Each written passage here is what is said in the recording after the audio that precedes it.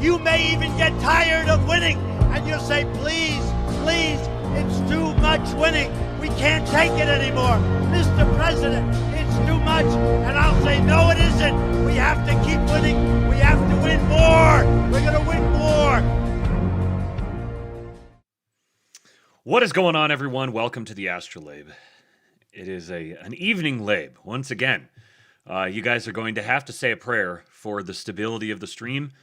We are getting an ungodly amount of rain down here. It's actually, we've had a little lull in the immediate area where we are, but there's some regions out kind of west of where we are that are projected to get potentially as much as 20 to 30 inches of rain over the next day or two. Yes, 20 to 30 inches over the course of a couple of days. They've already gotten, in some places, they got 10 or 11 inches last night. So this is actually a much worse. If you guys remember the big storm that happened last summer, we actually just passed the 1-year anniversary in where there was all the flooding in Kerrville and all the people who died and everything. This is much more rain in about the same amount of time or less. It just so happened that the location where the rain fell, Amy was telling me about this earlier. Just so happened the location where that rainstorm happened was basically perfectly situated to just funnel everything directly into basically one river valley. This one is a little bit more dispersed, but there's like flood warnings everywhere and everything. So early this morning, the power went out and was out for I think about an hour, and then while I was getting the show ready, so I had to watch. It was the plan already that I was going to be watching the France-Spain game, which by the way, France got absolutely trucked. It wasn't much of a game for the majority of it, honestly. It was just, there's levels to this sport, man. Once you get into international soccer, you can see just France had this 2007 Patriots vibe about them, and they just got absolutely curb stomped. The score wasn't that, it was only a 2-0 final, but it was just never really, they could never really get into the game. Goes to show you what controlling a midfield does. So Spain is on to the final. Tomorrow is England and Argentina, and I will be watching that one as well. So we will see what the final is going to be. I had it pegged at France-Argentina. I expected the last four to be the four teams that are there, and I expected it to be France-Argentina. So we'll see tomorrow if I was half right. A Spain-Argentina final would be you got an old world versus new world dynamic there. That would be very interesting. And then Spain-England would also have some very interesting storylines to it as well. So there are no losers anymore. We all get to benefit from the greatness of the World Cup. So after the game, I sat down to put the stream together, and realized that when the power had gone out, it totally reset a whole bunch of things. My camera gets really finicky when the power goes out, and I have to try to get it set again. So it was all blurry, and I was trying to get that fixed. And then a bunch of the settings in OBS and stuff, OBS had just crashed because I'd had it open. Probably shouldn't have done that.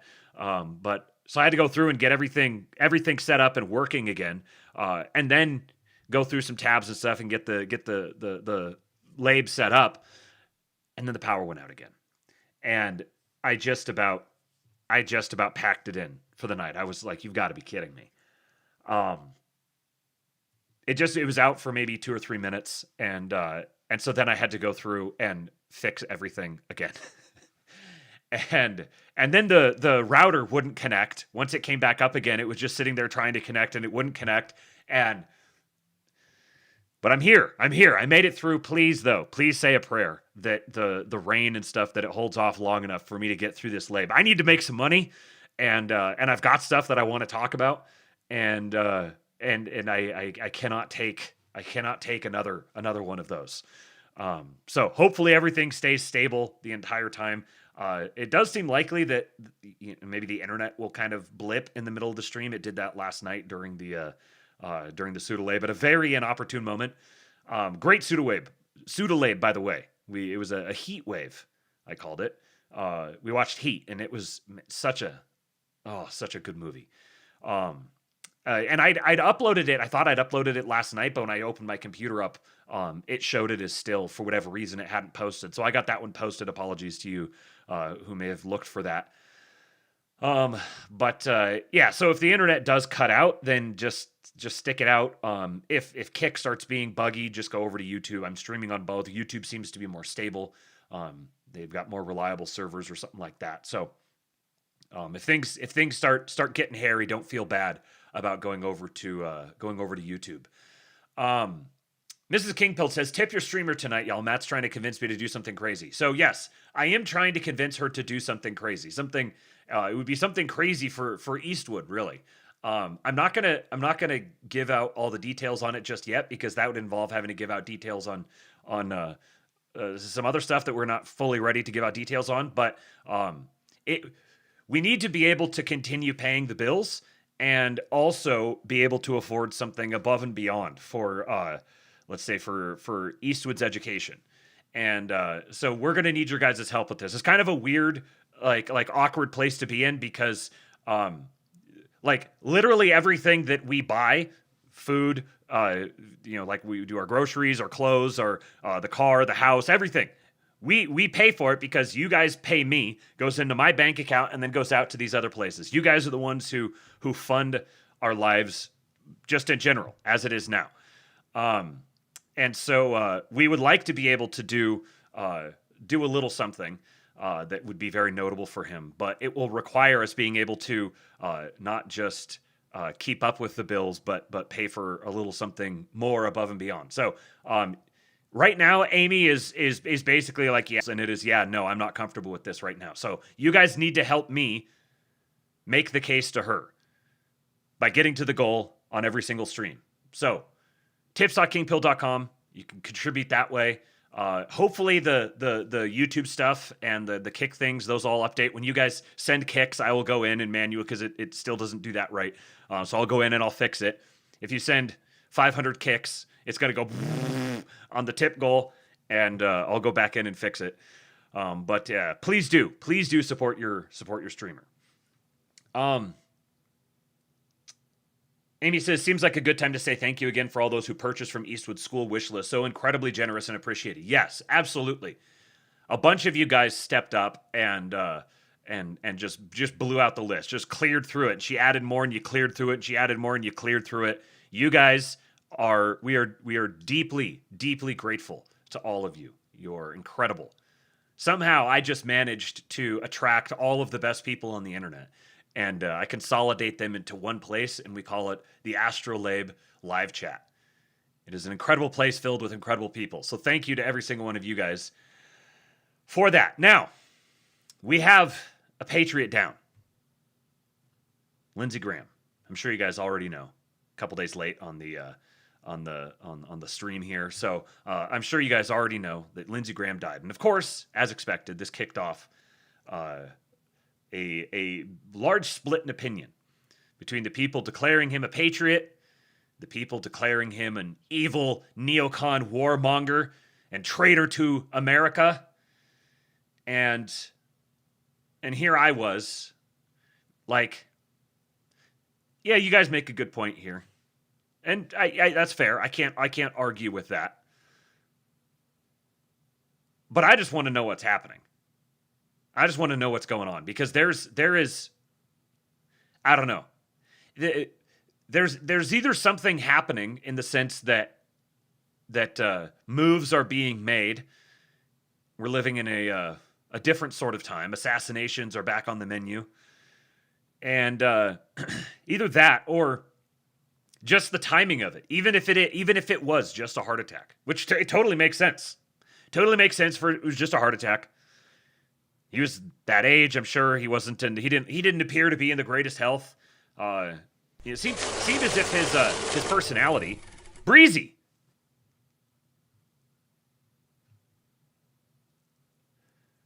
Breezy, sir. Thank you, man. I appreciate you. It's good to see you in the Discord. You're a great addition to the Discord. Thank you for that. Was there no audio? No audio on the whole thing? Okay, that's because I'm not on the. Once I share the screen, then it'll have the whole audio. He said, unfortunately, I went from working man to broke college guy, literally, but here y'all go. Breezy, thank you, sir. You have given enough. You have given enough. Keep your powder dry. Thank you for the contributions. Now it's time to let other people pick up the slack. There we go. There we go. There's one to fix. Thank you, Emperor Atreides, for the 50 kicks. It was it would not at all be surprising for it to be Start Attack. Interestingly, he was 71, and there was some I want to say some like Emirati or something like that who died on the same day, which also kind of adds to the intrigue. And he was 71 as well, and 71 backwards is 17. Where's my Q? Where's my Q appreciators out there? Jeff Garrick says, check Venmo. So, you know, maybe there's a little something there, but either way, like I don't, this is weird. It's very weird to have what's happening with Mitch McConnell. And then, I mean, it kind of is an understandable thing, what's going on with Mitch McConnell. We'll get into that here in just a little bit. But it's also weird. It's really freaking weird. And people are just kind of like, oh, yeah, they're like pretending this guy is alive, even though it's very obvious that he's not. And putting out like really obvious slop, like a proof of life. Why do you even feel like you need to put out a proof of life picture? What an odd thing to do. An obviously fake proof of life picture. I don't know exactly how it's fake, but it's very obvious that it's fake. And then Lindsey Graham just dies out of nowhere. Now again, it could have been just a coincidence. He just so happened to die the night or a couple hours after he tells Trump that they have the votes for the SAVE Act. Then he just happens to kick off. It's just really weird, man. So whether it's an assassination or he just died of natural causes and the timing of the death just has so much import to it, either way, we're living in extraordinary times. So I've got a bunch of stuff about Lindsey Graham and some of the stuff about Mitch McConnell as well. And then I've also got some very interesting Q posting about Lindsey Graham from one of our great Q posting autists. But before I get into all of that, I want to play some excerpts from this interview that I listened to the other day that I almost didn't listen to because my listening to things time has been kind of in short supply recently. But I almost didn't listen to it. I decided, you know what, I'm just going to do it. The Mike Rowe podcast, talking to John Irwin, the guy who created Young Washington. And there's a few different excerpts from this that I want to play. I think we'll end up getting probably about 40 minutes of the podcast. I'm going to put it on 1 1/4. And I think we'll get through about 40 minutes of it probably. $17. Straight busted with $17, and he says, what did he mean by this? I'll get the screen shared in a second here, and the alerts will actually play for you guys. Thank you, Straight Buster. Let me just say this too. Jeff Garrick, via Cash App, $100. My man, thank you, sir. He said, white pill prescription fee. Patriot, Jeff Garrick, let me give you one of these. Hopefully that's working. It looks like it's not working. Because of course it isn't. I'm going to lose my mind. I can hear it. It's playing for me.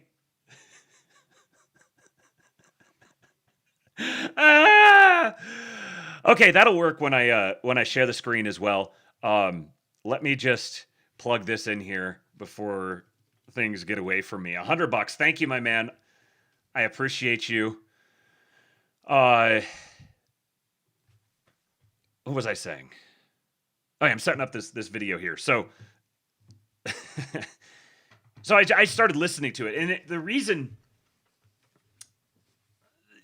I didn't, I almost didn't listen to it is because normally these are the sorts of things that I'm just kind of like, like I want to listen to something that's going to be really actionable about like a current event or news, or like evaluating the specific history of a particular conflict, or like that sort of thing. I want like technical, meaty stuff. And but I decided, you know what, the Young Washington movie really did a number on me, and it's got me all digging into the 7 Years' War now, and studying the German occupation of the British Crown, and so I've been going in some kind of crazy places. But it made such an impact on me. I was like, you know what, I'm just going to listen to it, and it wound up being really, really good. Just a really good conversation, in part because of them talking. He talks a little bit about some George Washington stuff here, specific like biographical details about George Washington. Spoiler alert, he was an autist. And then he also tells a story in this about his grandfather that had me, I was fully like tears in the eyes. I was out walking in the middle of the night and just full-blown tears in the eyes listening to this story about his grandfather. And then they also talk about the authorship of the founding documents, and particularly the omission of slavery. And so I'm listening to it. I'm kind of like, all right, I'm braced a little bit for some, like boomer posting about the evils of slavery and that sort of thing. But then they wound up actually making some really interesting points. So I just found the section that includes basically all of those parts here. So we'll start listening partway through, but now it looks like, make sure I'm in the right spot. Okay. So this is John Irwin, the creator of Young Washington.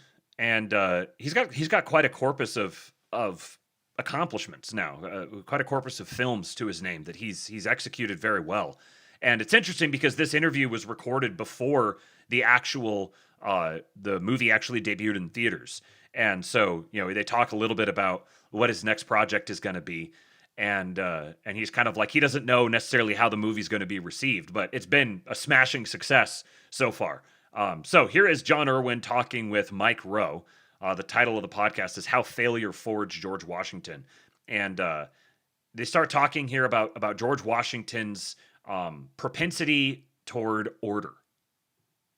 If you want to get into the psychology of Washington, because Mount Vernon is so well preserved, you're thinking this guy is under great duress in this war that he cannot control. Mount Vernon is the thing he can control. So the more pressure he's under out in battle, the more letters he's going to write to be like, plant the shrubs here, because this is this one thing that he can control. And so you go to Mount Vernon and everything is symmetrical. Like if you go into the little rotunda on the left house, you go in and there's two windows. There's the same exact piece of furniture underneath both windows. There's the same two paintings, the same two on both walls. In the same room. Exactly the same. The room is completely... Cezanne, Picasso. I'm like, was this dude on the spectrum? Like there was something like completely symmetrical about the room. Mount Vernon is in complete symmetry. And so it's just an interesting exercise to be like, this is totally preserved. Mount Vernon is this dude's painting. And what does it say about his personality? To me, it says that there was an extreme quest for order and perfection and balance and symmetry. So that would tell me that then a lot of, he said, are these the men with which I am to defend America? A lot of the chaos of the war would have driven him absolutely nuts. Think about the tactics that ultimately led to...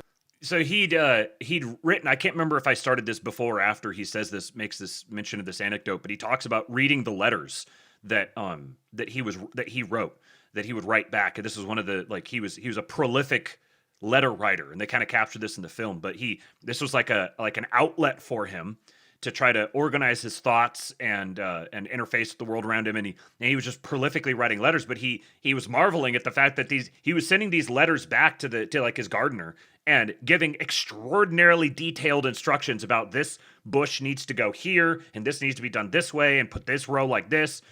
So he's like shape rotating and designing his estate from afar as a way of sort of like grounding himself and balancing himself against the task that was in front of him. To his near demise at Fort Necessity, but that he ultimately embraced later in the fight when all those red coats just looked like targets standing in a line, and he told his own men to adapt the same tactics of the Indians and the French who kicked his ass 10 years earlier. That's a really interesting way to think about a guy. I mean, that's how you can explain two identical paintings on opposing walls in the same room. Yeah. The man was forced to literally abandon all pretense of order in battle and let his guys free. And so that there was this hyper order at Mount Vernon. Right. So you see the two happening, that he had to embrace the tactics of like guerrilla warfare. And I think that drove him so crazy. You know, that was such a grade on him that he wanted this row of roses planted exactly this way at Mount Vernon. And so you kind of see one informing the other. And he did completely embrace a new method of winning, and he was able to endure long seasons of losing and of horrific stakes. He would have had some sort of a presence that it's so fascinating to me how it has just really sunk in now after spending the last 18 months or so just constantly embroiled in this relentless wave of blackpilling and everyone trying to be the first to call out which thing is going to fail or how we're going to get let down or which bad thing is going to happen. And it's like you think you get special points or special privileges if like, oh, he was the first one to say shit's fucked up. Oh, let's pay attention. Like there's this bizarre impulse to just look for a thing that you're mad about and post about it, and then take every single thing you hear and frame it in such a way as to extract the most amount of anger out of it that you possibly can. And it's just so fascinating that the father of the country was the preeminent anti-black pillar, despite the fact that what he was going through was pulling him in half. It was driving him crazy. But he just powered through it. What a singular figure. And I'm talking about there's like weird shit going on.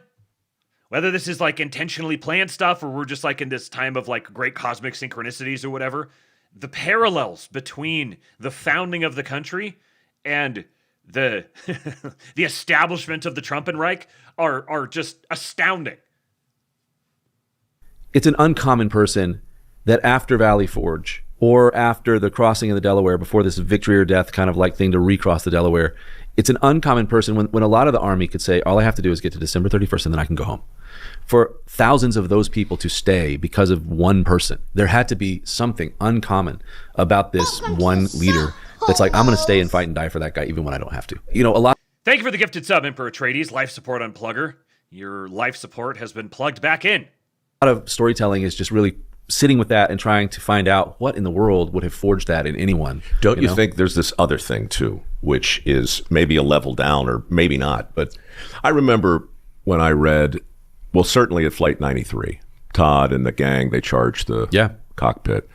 And then years later, that attack on the Paris train, a couple of guys get up and they Clint Eastwood did that film, with the actual guys. Movies like that and scenes in yours, when they're done right, they make the viewer ask the question, what would I do?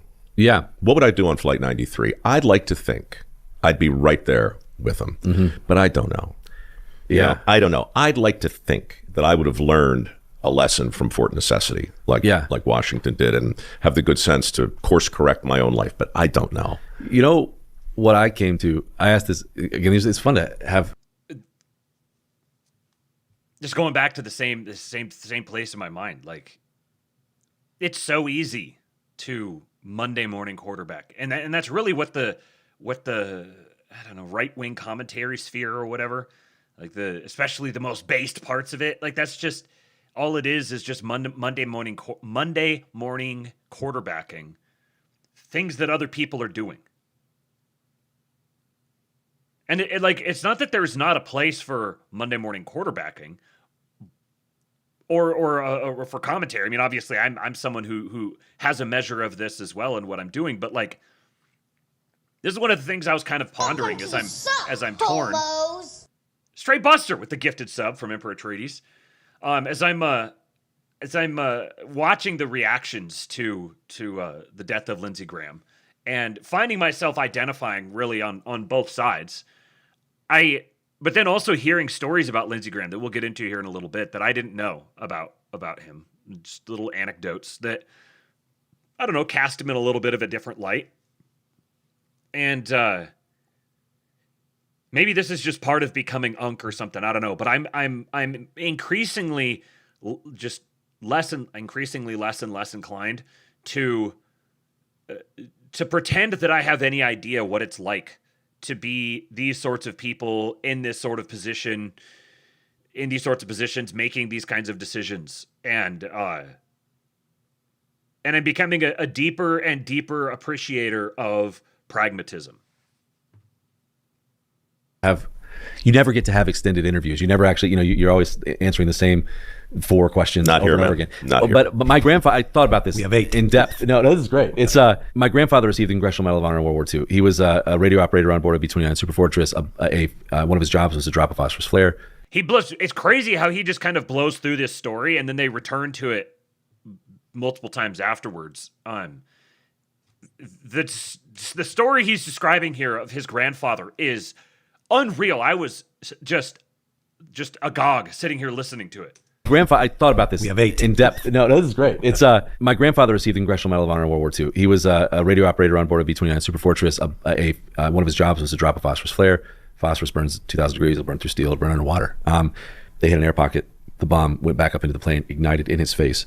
And instead of trying to save himself, he actually grabbed the bomb like a football, marched it all the way to the front of the plane, threw it out of the front of the plane. And it started this series of very, very unlikely events that got him the Medal of Honor in a week. It was a stolen medal from Pearl Harbor because it's the only one in the Pacific. But he was horribly burned. He lived through the war. Mostly because my grandmother, when she came back, kissed him, said welcome home, and it gave him the will to live. But he was very much like Phantom of the Opera, like the right side of his body completely burned, his arm fused in place. And I remember he said to me, I held his.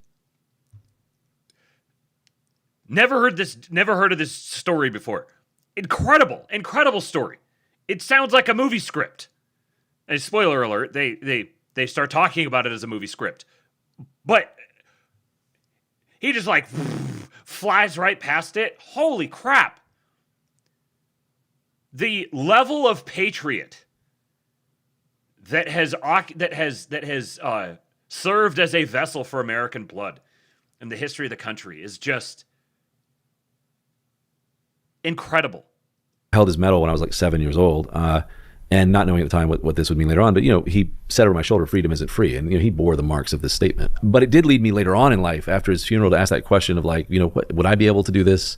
What I learned in that exploration, talking to some of the other members of the Congressional Medal of Honor Society, because the Medal of Honor is like these guys that do these superhuman things in the blink of an eye without thinking twice. And where does that happen? What I learned, my grandfather, his dad died. He had to provide for the family when he was 11. He signed up so his brothers wouldn't have to. I remember asking Gary Luttrell, the medal, who was at the time president of the Medal of Honor Society, how do you make this decision? And the idea is that you don't. Whatever you are up to that moment manifests. Yeah. So it's actually about in the preparation of what has life taught you to become. So when there's moments of these great pressure and stakes, my grandfather had lived his whole life just sacrificing himself for the people he loved. That's what he did. And so when it was a moment of a bomb on the floor, what do? You pick it up and you try to save the people around you. That's just who you are. So now, having said that, if I were just to keep talking about this story, I was also on a Southwest flight once, and this very old guy started having a seizure and was on the floor beside me. And by the way, we had just taken off, and that plane did not turn around or land. So Southwest will get you there dead or alive, I guess. But I'm like, oh, we don't care. But then someone helped, and then someone else helped, and this guy's. And the first thing that went through my mind, literally the first conscious thought was well, he's really old and hasn't taken care of himself. I'm like, oh my God, John, your granddad's a Medal of Honor recipient. And so I realized I probably wouldn't do anything. A lot of people helped before me. I don't know what I would do here. I would crowd the. So maybe I'm a storyteller in that DNA, skipped a generation. I learned that day. I do think that what I find very interesting is you take these heroic moments, they're actually forged over a long period of time, and you can kind of trace, whether it's George Washington or my grandfather or Churchill or whoever, these moments in their lives are developed over a long period of time. Of course. And so that's what I learned. I still feel bad about that guy. He was fine. He made it through once we landed in New Orleans. And, did they still do the meal service or the peanuts? They kind of did everything as if it didn't happen at all. They're sir? Nothing against, I love Southwest, but they're going to get you there. They're going to get you there. Theater of Dragon's Bane said there's a short film of him grabbing the bomb and carrying it out. I remember seeing once. Okay, yeah. Well, you'll hear more here in a minute. Perhaps there will be another film about that coming before long. Lord Breezy says Washington lived the life of 2 or 3 great men. Yeah, no kidding. And Zoomer Dylan said too many ball watchers and not enough players. And I would say it's not even a bad thing to be a ball watcher. Like, most people are ball watchers, but if you're a ball watcher, you got to realize that you're a ball watcher. You got to have enough self-awareness to recognize that you are a ball watcher. And so then if you are going to contribute something, the thing, either put some skin in the game, contribute something to the cause yourself, actually get in and get your hands dirty, take some risks, or just cheer. That's your job. When you're in the stands, your job is to cheer. Your job is to support the boys. When they fuck up, you support them anyways. You can't be a ball watcher and a critic. There's no need for that.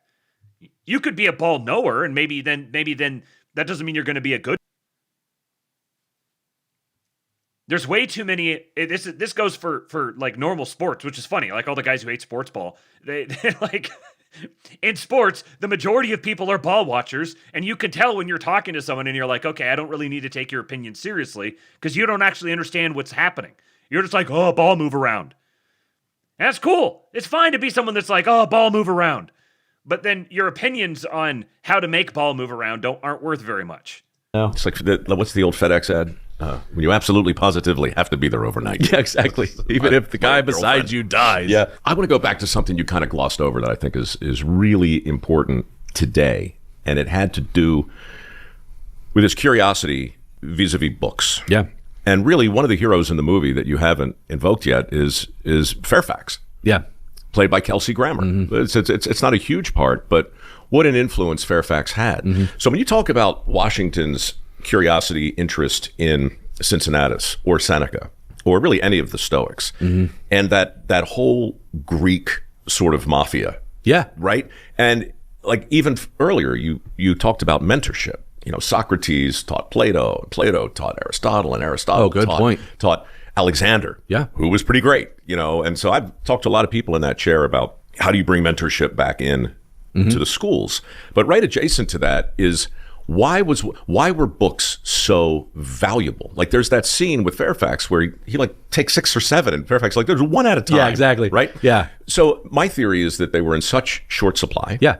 And that there was... That's accurate. Oh, okay, cool. Because like today, we're drowning in information. I've got right here access to everything Seneca and Cincinnatus ever wrote. Think about that. And it's free. Yeah. And I'm not reading it. I'm scrolling through people getting scared and falling down steps instead. Which is kind of fun, actually. It's great. Yeah. Don't let anybody tell you it's not great. But what is it doing to our minds? Nothing good. Nothing good. Cat fail videos. Talk about scarcity with regard to books, information, and grading. Isn't it interesting when there's no longer scarcity of knowledge? It's sort of like if you live too close to the theme park, you don't ride the ride somehow.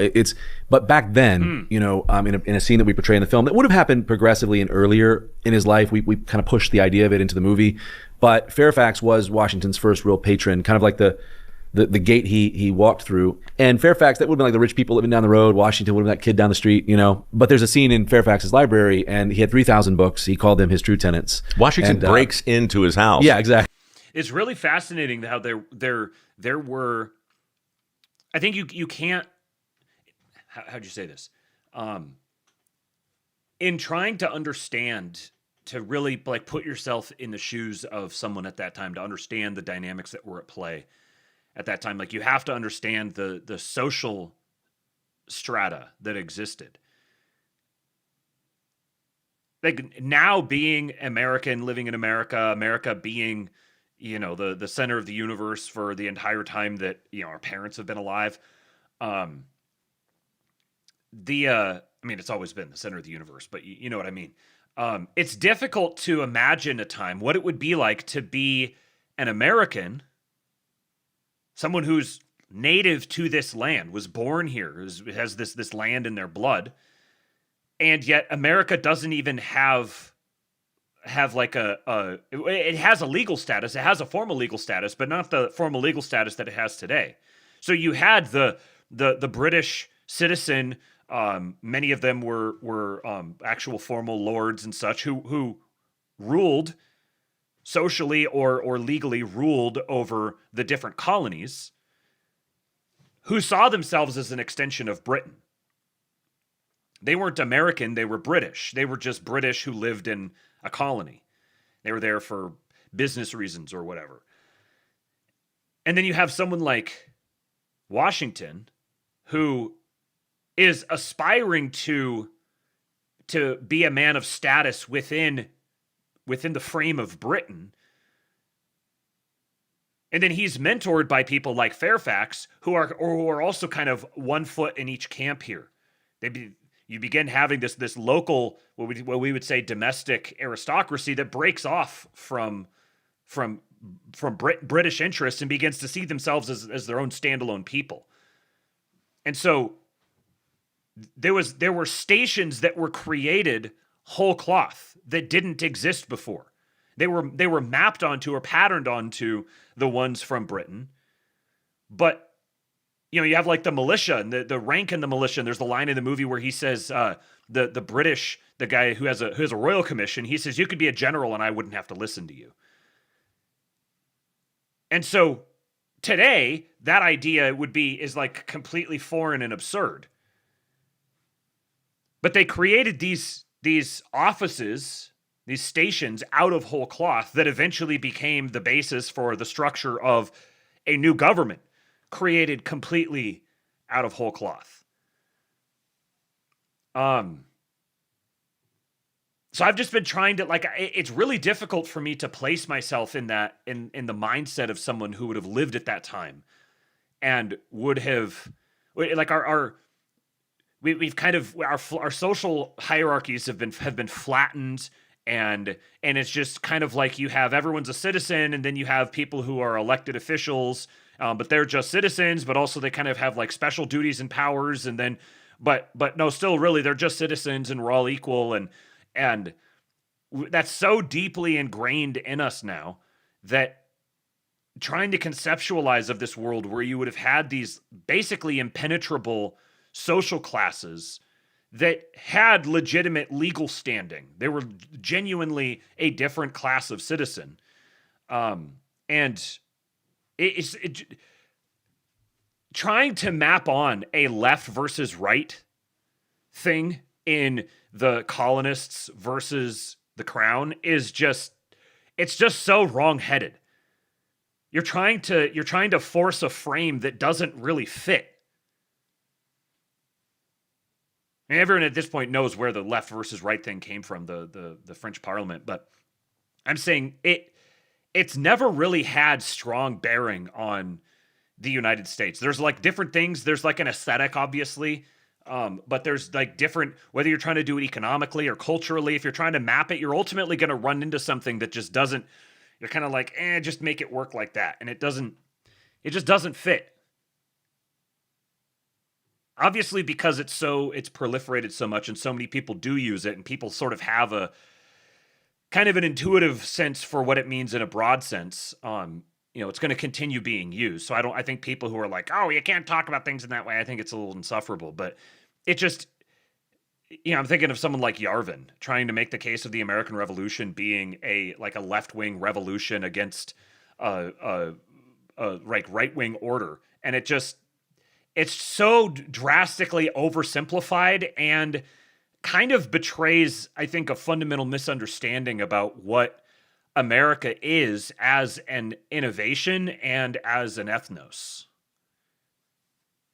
Exactly. Crashes a party. And that basically leaves with books. And leaves with a gig to go survey Fairfax's land, but also with the books. And the books that he got on surveying, he actually got from Fairfax's cousin. And so what you see with Washington is a guy whose education was denied him very early, and he became an incredibly curious and incredible student and reader, voracious reader. And one of the things that you don't think about the American Revolution and why it worked when most revolutions don't. Our founding fathers, it was a war of words as much as it was a war of. You want to talk about some of the great. It's because it wasn't a revolution. really. It's not even. I don't think it's even proper to talk about it as a revolution, because it wasn't a revolution. It was the establishment of a nation. It wasn't an existing power structure being altered and it was the establishment of a whole new power structure with a completely different frame in a far removed region. It's just not, we call it a revolution, but it wasn't. There wasn't a revolution that happened here. There was a whole new track created. Great writers. The best. And you just look at Washington's writing and his penmanship, and you read, we hold these truths to be self-evident, that all men are created equal. That is the rights of man in this age of reason, coming over from Europe, colliding with kind of the purpose and faith. And it's also the finished product. That's not how it was originally written, correct? Jefferson, I think, much quieter, probably the greatest mind in the history of our country, and in my opinion. But I think that would have frustrated him greatly, because I think he wrote a version, and then it was Franklin specifically and others of people are going to need there's going to be some rewrites, Thomas, which I think would have been so Jefferson wrote, we hold these words to be sacred and undeniable. Franklin coming out for, he's a scientist. He's no, we should go with empirical, measurable. We hold these words to be self-evident, that all men are created equal. I think one of the great, obvious. That's an interesting distinction there. Sacred and undeniable versus self-evident. Also is kind of, I don't know why really, it doesn't map on super well, but in all of the conversation about Lindsey Graham, I just keep thinking of Ben Franklin. I don't think I don't think he's I don't think you can compare Ben Franklin and Lindsey Graham in the same way that you can compare George Washington and Donald Trump. But it was I don't know. For whatever reason, Ben Franklin just kind of keeps coming up, because it's sort of he was this great statesman, but he was also, he was known to be, kind of betraying some of my thoughts here, but he was known to be a pervert, so it just kind of an interesting thing that occurred to me. But the way that they're talking through these are some of the thoughts that were kicking off for me as I was listening to it. That I have my own feelings and thoughts on Thomas Jefferson, but again, like I said, I'm increasingly, maybe I've just overdosed on Monday morning quarterbacking, so I'm wanting to try. What if I just don't? What if I don't try to just Monday morning quarterback everything and I just take these guys for what they are? Just assume that they were well-meaning, sincere, upright men who were doing their best with what they had, and just accept them that way and view them that way. So you see, I think when you look at it, the American founding was just such an extraordinary thing accomplished by this diverse group of guys who were going up against opposition, the likes of which we can't even fathom. Taking back control of our country and establishing American sovereignty today isn't even remotely in the same category as what they were trying to do. And they could have blown the whole thing up over disagreeing about it. Well, it should be written this way with this implication, or it should be written this way with that implication. Obviously, there was years and years of hammering this thing out, going back and forth. But they went and did it for years and years and years. At any point, they could have just been yeah, fuck it, we really think that we're going to be able to stand up to the British Empire. Is it really, is that ever conceivable? Why would we, But they just persisted. Nevertheless, they persisted. And probably wound up with, you look back in retrospect, and no matter how you feel about it, the Declaration of Independence and the U.S. Constitution are two of the greatest innovations in government and declarations of purpose that have ever been written. Regardless of how you feel about it, this is objectively true. And there were people who were involved in the authorship and acceptance of them who were dissatisfied with how they wound up. Think about that. Put those two thoughts in your head and hold them there together at the same time. One of the greatest things ever accomplished. Literally, the men are remembered as saints, effectively, founding fathers. And they all disagreed about stuff, and many of them, in one way or another, were dissatisfied with how things turned out. And yet they still cooperated. They still accomplished things. Like the greatest understatement of all time. They still accomplished things. You know, like they literally founded the nation. And then you have faggots who just want to nope out and declare doom every single day on Twitter because they saw some headline that made them feel the sads. Pathetic, I say. Obvious. Like today, in paren, we would go, duh. But the gauntlet of your saying to Europe and to England, and here's the fundamental difference in America. We hold this basic thing to be obvious, blatant, in front of everyone's face, a no-brainer. Everyone is created equal. That is a defiant sentence and a wild concept at the time, especially as articulated by men in a country. And believe me, I'm only saying it because half the audience is thinking it. But where do we get off wrapping ourselves in self-evident truths regarding equality while we're holding slaves? Yeah. And look, I have my theory, but give me yours. Well, how do you parse again, it in the film? if you did a doc or a podcast. You know what's funny is I have to say this. You have to forgive the little bit of boomer posting because it actually goes somewhere pretty good. But saying that all men are created equal is not at odds with the existence of slavery, not remotely. You could be equal and still hold slave. You can be an equal to your slave, and that slave can still be your slave, and obligated to you as a slave is. These things are not in opposition with one another.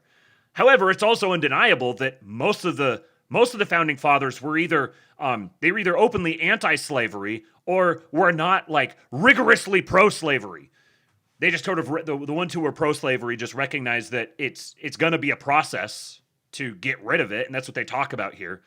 And so many of them were basically not like ardently holding on to slavery. They obviously recognized there was something that was disordered about this current arrangement. Probably have a number of podcasts going through all the reasons for that. But I just wanted to say that like these things are not at odds with each other. We can all be created equal, and also that guy can be my slave.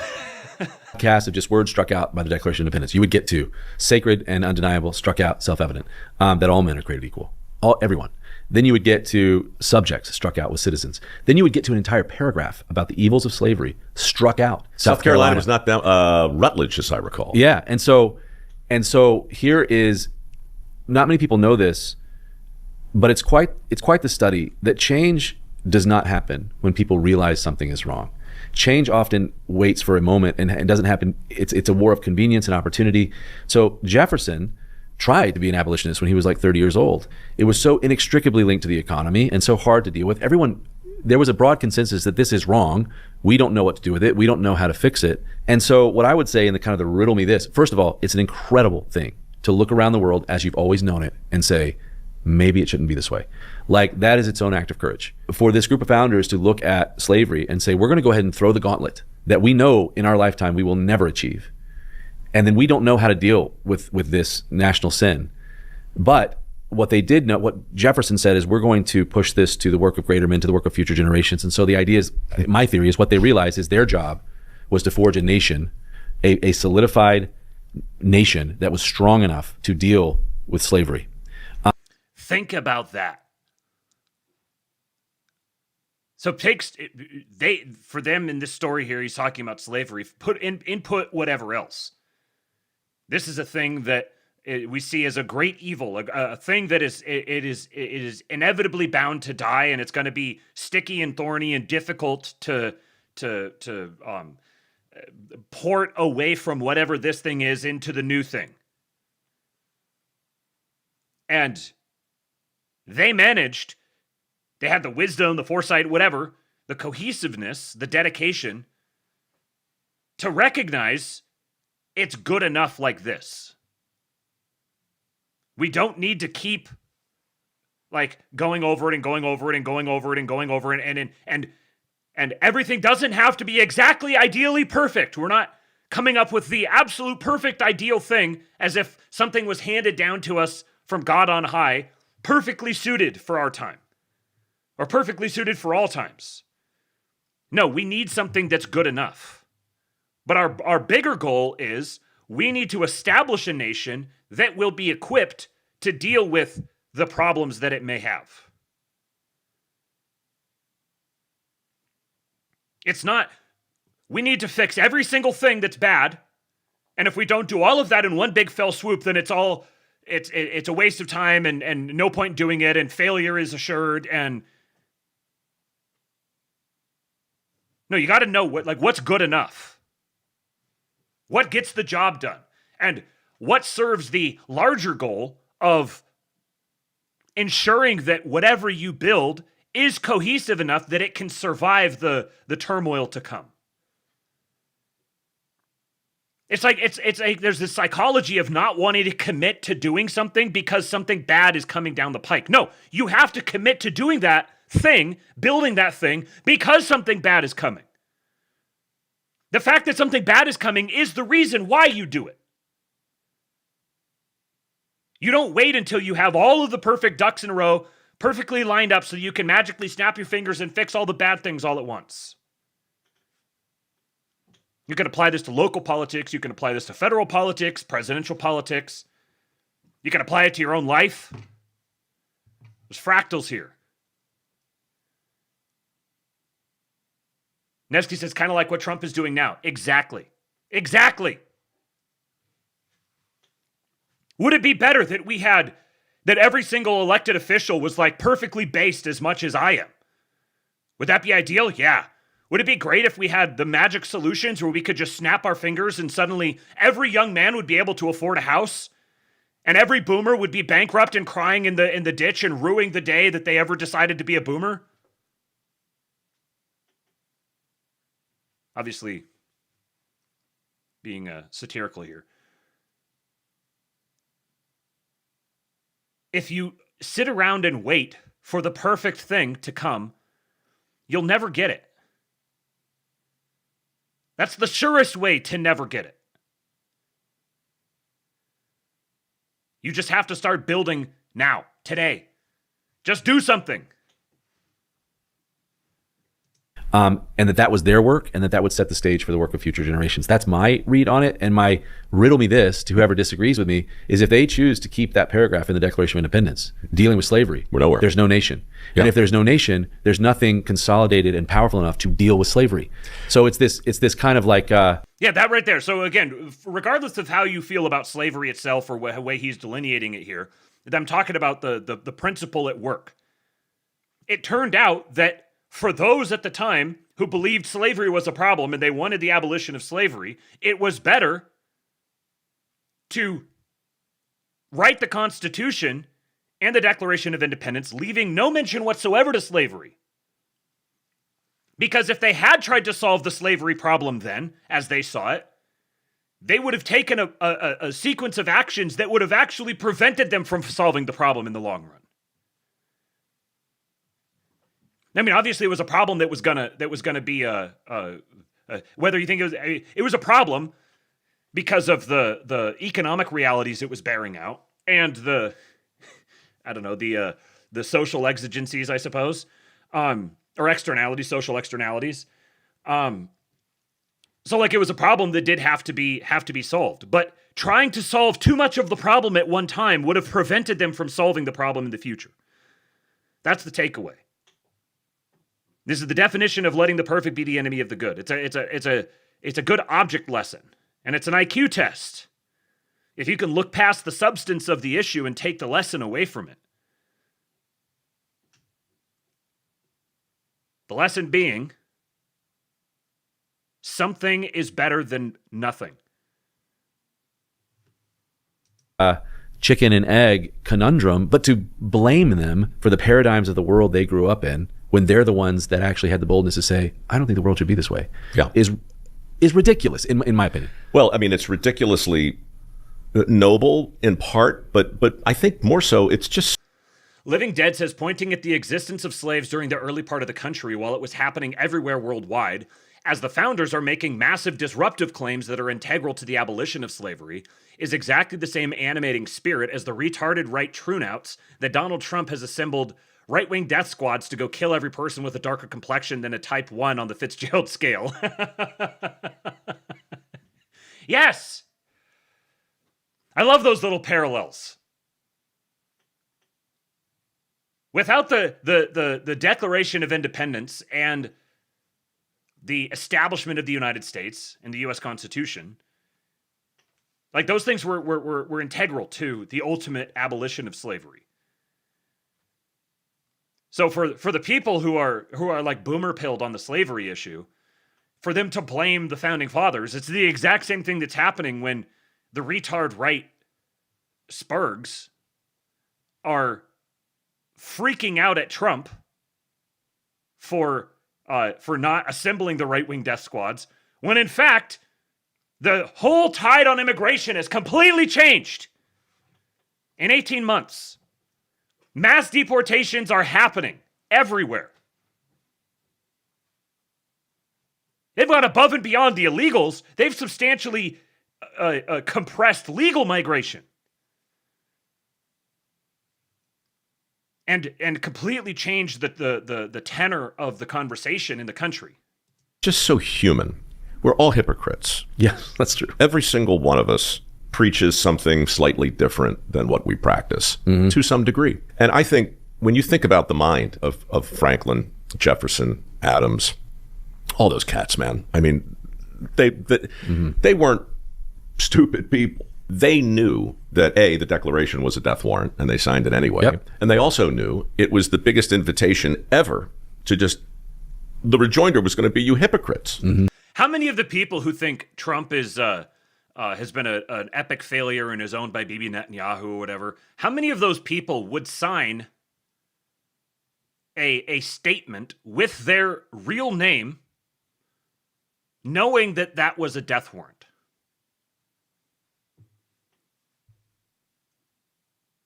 They whine and cry about like not being able to be anonymous online. And I'm not saying you shouldn't be able to be anonymous online if you want to be. But I'm saying if you're like, oh no, someone's going to see who I really am in my tweets. You can't hold yourself to the level of someone like Donald Trump, who has actively put himself in harm's way. His entire family. Everyone he knows. How many of the people who he's been close to have died over the past few years? These men went and they signed death warrants for themselves. Signed a death warrant for themselves. And today people are like, oh, like it's dangerous to post under your real name. But they did it anyway. Yeah. For the reasons I think that you're suggesting. It was, like you said, what's a film? It's a reflection of the filmmaker's personal life at the time he tells the story. Correct. That's what this is too. That was the moment in time. And it was never even supposed to be a unifying concept. There was never supposed to be a gauntlet. It was just supposed to be this committee that's writing a document for all the reasons that England sucks and we're leaving. So the courage of saying we want to summarize this whole idea bumbling up in the colonies in one sentence, that was never on the kind of the boxes to check for that committee. So it says something about them that we're actually going to write this sentence that I think they knew would lead to a constant quest, imperfect as it is, of like, it's a sentence by which we're never able to totally accomplish or measure up. You're talking about all men are created all men are created equal, endowed by, we're trying to figure it out today. We were trying to figure it out 50 years ago. What does that mean, and how can we form a more perfect union? And so I think that there was one of the things I love about this generation is they set these crazy goals, and then even in forging the Constitution, which is kind of where we became a nation, they actually baked in this idea. It was not Picasso. It was the other guy. It was the idea of this is a never finished document that we will just keep improving upon.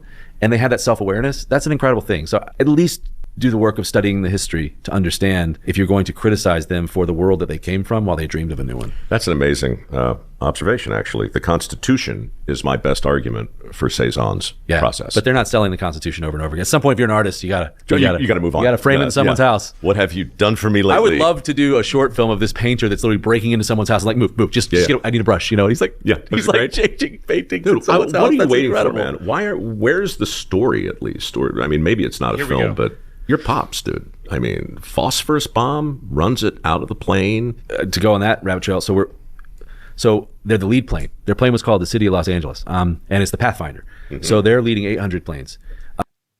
He tells the story again. And the first time he told it, I was like, holy shit, what a story. And then he tells it a second time, and I just goosebumps everywhere. LeMay, which is kind of like the Patton of the Pacific. Like Curtis LeMay, was like, you never turn around. Mission over the man, you never turn around. Mm. Well, there was a colonel on board when this happened, and they started to descend because the plane was filled with smoke. He marched it to the front of the plane, threw it out over the colonel's shoulder, collapsed in flames. The colonel was so moved by what he saw that he said, I don't care if they court-martial me, turn this plane around right now. So they drop out, and they were like, we're going to try to save this man's life because I've never seen anything like this. So the airstrip at Iwo Jima had just opened. There was still basically conflict at Iwo Jima. And so they were actually fired upon as they landed at Iwo Jima. The pilot of the plane and that colonel wrote the citation for the Congressional Medal of Honor that night. Normally it takes about a year. It's like a trial to say, does this act merit above and beyond the Call of Duty? What was his name, your pop? Red Irwin, Henry Eugene Irwin, they called him Red Irwin, and as my granddad. And basically they wake LeMay up at 5 a.m. on Guam, which is its own act of courage. He was so moved by what he read that he used his abrasiveness to get it to Washington. Well, all this happened. You've done something if you've moved the heart of Curtis LeMay. Henry Eugene Irwin, Red Irwin. The day FDR died. So it's Truman's first day in office. Oh, man. Truman said basically, I'd rather have the Congressional Medal of Honor than be president of the United States. So here comes this, first day in office, here comes this hero in the Pacific, this guy that threw this bomb out. And he gets it through Congress in one day, which is never, because they all thought he was going to die. It never happened before. So then it's like, you were going to give the Medal of Honor posthumously to this guy. And LeMay says, no, I want to pin a Medal of Honor on this kid's neck. Well, there's only one Medal of Honor in the Pacific. When you get a Medal of Honor, you get your real one, you get a display medal. So there's one display medal. It's in a general's display case at Pearl Harbor. So they strip down a B-29. It's an ultra-long flight from Guam, the secret mission. They land. The general's not there. They break into his office. They can't find the key. They smash the display case, steal the medal. You've got to be kidding me. That's serious. All this happens when my grandfather's brother was in Saipan, and LeMay asked him, what can I do for you? He's like, I'd like to see my brother.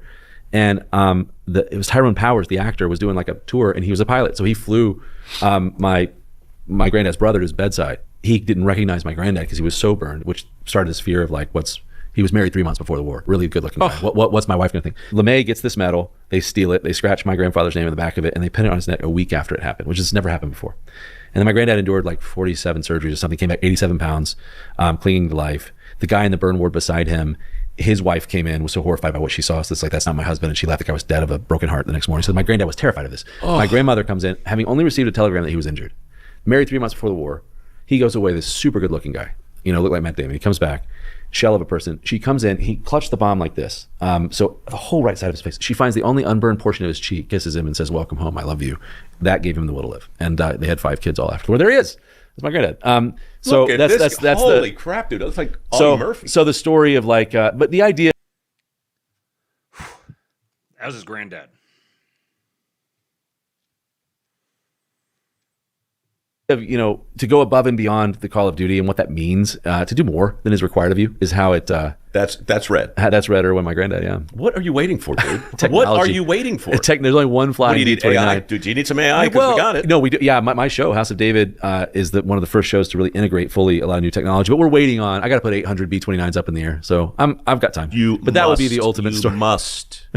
Okay, if there's anything Mike Rowe is a patriot for driving this. I will ride shotgun on this bus. This has to be made into a movie. Taken from this is Washington opens well. I have to do my granddad's story. You have to, dude. I mean, it's a great story. I'm just looking at your resume. You've got permission. You can do pretty much whatever you want. I hope so. But I mean, how many people in your position actually have that bit of genealogy? Well, also, here's the thing of like the stories that we listen to, the books we read, the mentors we seek out, like you said about Washington. I would go over, my grandfather had like a photographic memory. He had a stroke late in his life. I would go over and stay with him. How long did he live? He lived 2001. I was 19 years old.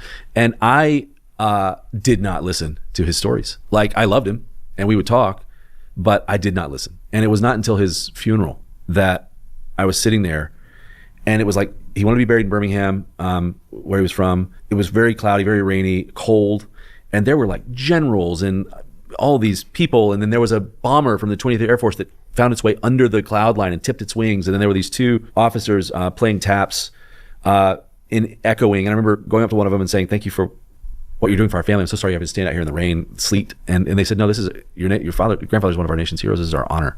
And it just flipped a switch of curiosity of like, what did I miss? So I got to go all over the country and find his only living crew members and eyewitnesses and talk to them and listen. And absolute blessing. And one of them said he didn't save 11 guys. He saved generations of people. And then a long time I was like, what does this mean for me of going above and beyond the call of duty? For me, it's just do the best you can, do more than is required of you. What's his wife's name?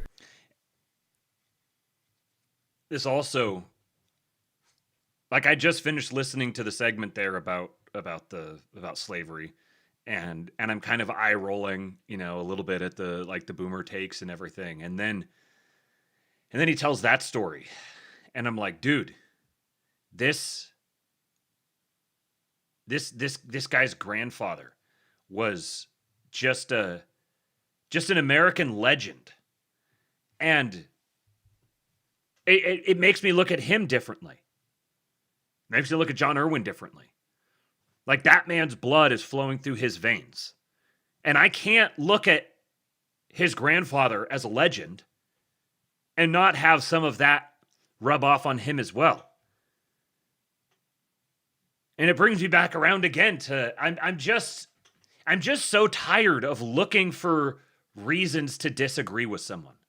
I'm so tired of looking for the areas where someone isn't based enough. I just want to meet good people and hear amazing stories about their families.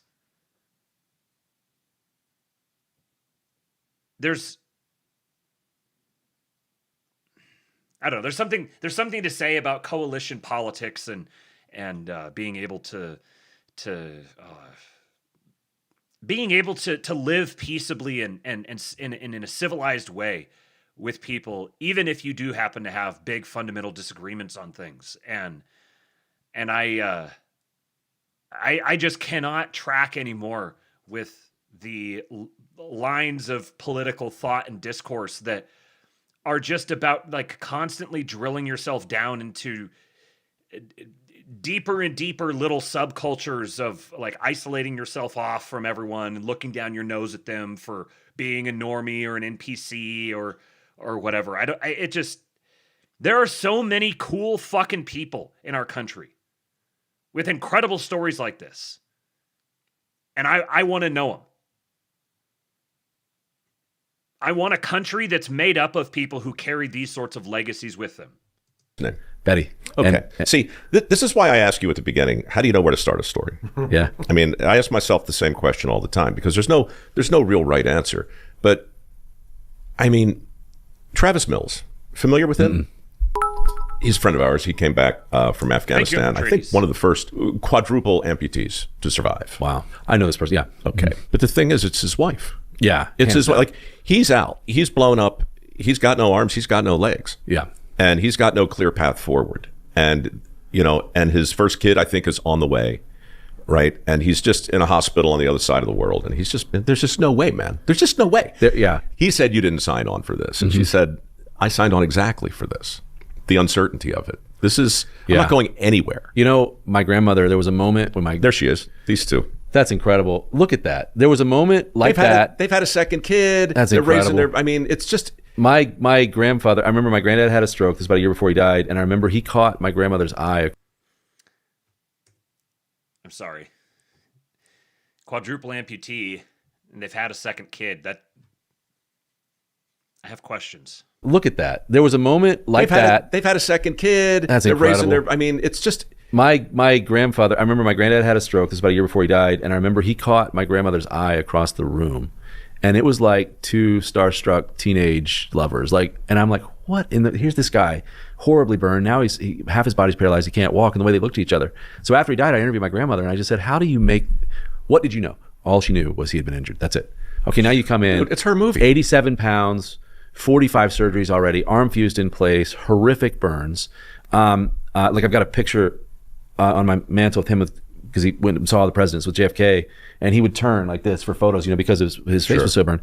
And I said, basically, how did you choose to stay? Like, how? Especially in this kind of like, Kardashian culture we live in now. Like, how do you do it? She couldn't understand the question.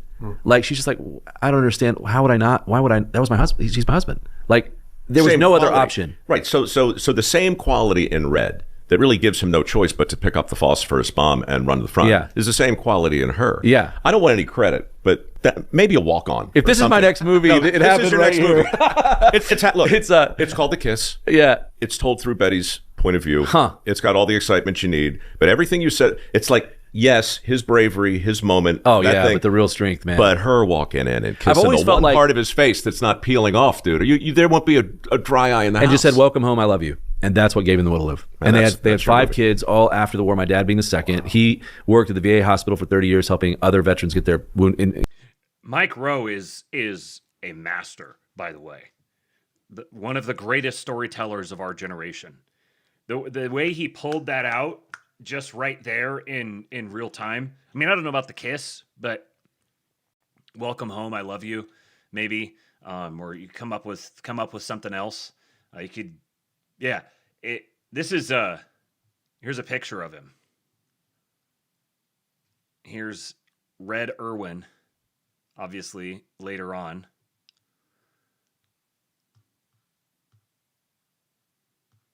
You can see him there before and after.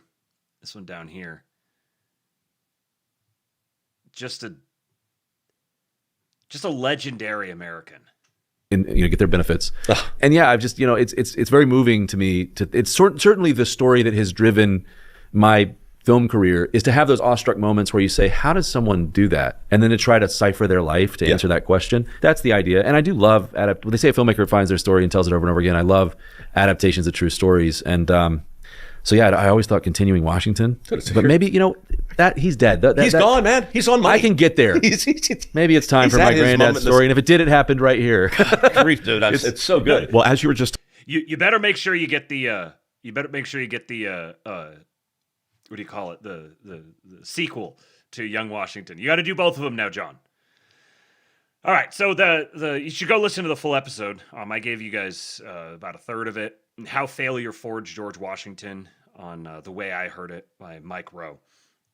Now, let's see what else I got here. So the Mitch McConnell thing, this is the first one. I wanted to talk about a couple of these things. This is the photo that they put out. That's actually slightly cropped. Here you go. Here is the photo that they put out. And for those who don't know, Mitch McConnell's been in the hospital for a while. Right after he went to the hospital, there was a medical event at his house, and he went to the hospital. And then his wife, Elaine Chao, former transportation secretary, longtime rumored CCP agent, she flew to China. What an odd thing to do. You're one of the most powerful senators in the nation's history. Your husband is having a major medical event. And the first thing you do is go fly to China for a little while. That's kind of an odd thing to do. But then suddenly she's back. She's back here stateside with him. And they post this picture. What an odd looking picture. For context, the picture that I chose for the thumbnail here today, this is a recent photo of Mitch McConnell. Right here. And when I compare those two, I don't know. In one of them he's smiling, the other one he's not. But this one really looks like it was taken before this one. And so people immediately started like trying to use AI to try to figure it out and everything. And it's like the whole other waters got muddied in this. So it's almost impossible to tell whether it's actually AI, there's people who have done, like they've zoomed in on the paper and the paper looks really obviously AI, but they upscaled it. And so probably in the upscaling process, it could have added those artifacts to it. I don't know. I don't know if this is AI or not. I don't have like the killer shot where it's just like, oh yeah, see, there's this artifact right here. It's very obviously AI. There's little things people have tried to pick out, and then they've gone back and forth with all the AI, the LLM chatbots, and so now it's like it says, oh yeah, it's fake because there's lots of people talking about how it's fake. So that's kind of neither here nor there for me. The mere fact that they posted this picture is odd. It's very odd. Remember, there's all these rumors about Bibi Netanyahu being dead, and then they posted these different videos that looked very odd. And they're like, why are you posting him in the first place? Why are you posting these proof of life videos in the first place? You're obviously aware of the things that are happening and you're trying to stoke it, or you're ham-fistedly trying to combat it. Either way, it's very, very odd. Not only is there a photo posted of him as a proof of life photo, where he looks younger than other photos of him recently, but he just so happens to be holding a newspaper that just so happens to be that day's newspaper. And he just so happens to be holding it in such a way that you can tell that it's that day's newspaper. I don't need AI to tell me that this picture is fake. I can just deduce that this picture is fake. They're putting out a fake proof of life photo for him. Are they doing it to fuck with us? Are they doing it to, because they genuinely are trying to cover up the fact that he's already dead? Is he not dead, but he's just like completely incapacitated and in a coma, and he's never coming back from it, but he hasn't actually kicked off yet, and so they have to try to drag this out to get to, I think it's like August 3rd. If he dies before August 3rd, then there's going to be a special election. But if he dies after August 3rd, then I think he just gets to have his successor appointed directly. I don't remember the exact details with it, but I know August 3rd is an important date. But I've been assuming for a while now that he's dead. Here was the report for when he was rushed to the hospital. I'm not going to read the whole thing of the Daily Beast. Adam Cochran here helpfully summarized it. From Mitch McConnell's neighbor. Days before the ambulance call, he was seen in a wheelchair, pale, with his mouth slacked open, being carted around by staffers. And a couple of these sort of, like him being wheeled around, there's been pictures of him being wheeled around where he doesn't look a lot better than Jimmy Carter did at the end. On the day of the 911 call, the neighbor saw him loaded into an ambulance and confirmed that his eyes were closed and he was not moving. There were oxygen tubes running up to his face and nose. His staffers were crying, and there were no sirens in the emergency vehicle. So he's looked on death's doorstep, out in public for a while now. The emergency vehicle had no sirens going. His eyes were closed, he wasn't moving, and yet, a few days later, this is him. That nigga's dead. For whatever reason, they don't want it to be publicly acknowledged that he's dead, but he's dead. Living Dead says, I think he's in a medically induced coma until 8/3. I think so too. And so it's going to be really interesting to see how this story proceeds. I have no idea where it's going to go from here. But my cue is going to be Donald Trump. If Donald Trump starts saying he's dead, then that means Donald Trump wants there to be a special election. If Donald Trump doesn't say anything about it, then that means that he doesn't care for whatever reason. There could be any sorts of, I could go down the what do you call it, like the flow chart for if-then statements based on that. But I'm just very glad that I have a president that I can just wait for his cue on this. I don't need to try to figure it out and solve it all now today. And then there's Lindsey Graham, who is dead. And it's funny, when people in the King Pill Discord were posting about this, someone said, 4chan is reporting that Lindsey Graham is dead. And then a few minutes later, the tweets started going out, and people were posting them in the Discord. And I was I was like in a fugue state or something, because I looked at that and I interpreted it as Mitch McConnell is dead. And I was like, oh, okay, like why are people so like worked up about this? And I saw all the headlines and it was trending. I was reading Lindsey Graham, and my brain was saying Mitch McConnell, and it wasn't until I saw a picture of Lindsey Graham that I was like, whoa, holy shit. Wait a second. Mitch McConnell is like clearly dead, and they're posting fake proof of life photos for him. And then all of a sudden, Lindsey Graham just kicks the bucket right now? Well, there's all this hullabaloo about the SAVE Act. What the hell is going on?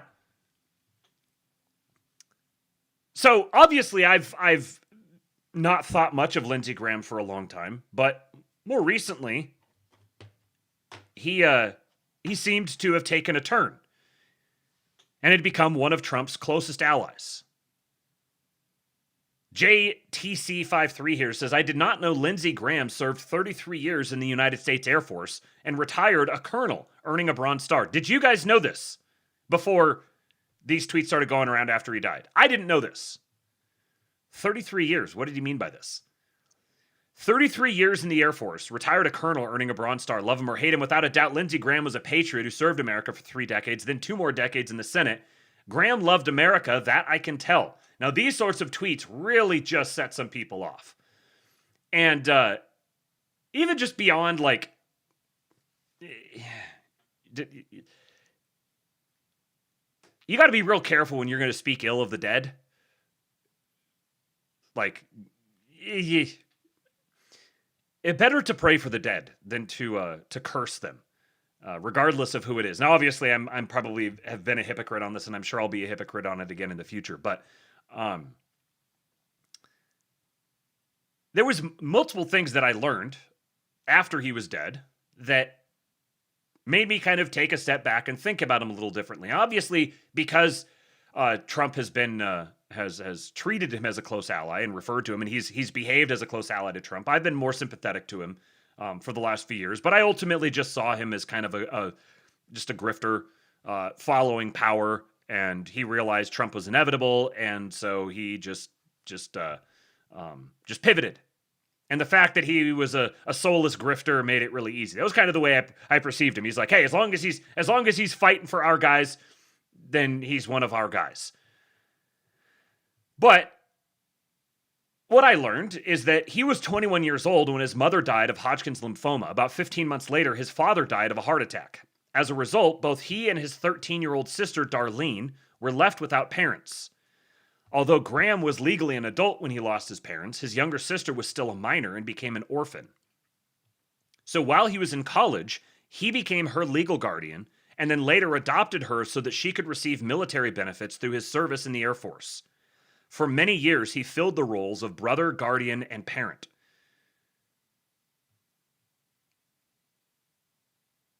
You can think what you will. But plenty of evil people have done good things for their family members. But to be a 21-year-old kid, lose both of your parents, you're in college, and you become the legal guardian for your sister so that she can get military benefits, and then you become her caretaker, the man stepped up for his family. Here is an ad that was run featuring his sister, who, interestingly, has been tabbed to fill his seat for the time being. And Trump came out and said that he endorsed it. He said he wanted her to be the one. I'm Lindsey Graham, and I approve this message. We grew up in a small town, central South Carolina. I guess looking back, we didn't have a lot. My parents, they were loving people and cared about us, but Lindsey was always the one that took care of me. He helped me with my homework. If I was sick, he gave me my medicine. He taught me how to ride a bicycle. I remember that. It was hard when we lost my mom and my dad.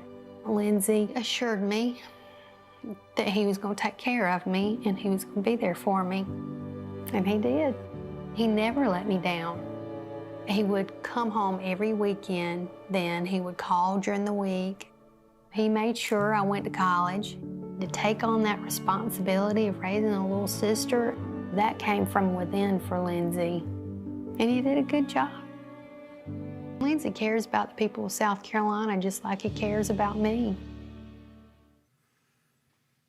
Now, obviously, it's a campaign ad, and she's his sister, so she's gonna say nice things in a campaign ad for him. But, I mean, undeniably, these are the biographical details of a good dude. And also, it turns out his net worth when he died was $1.5 million.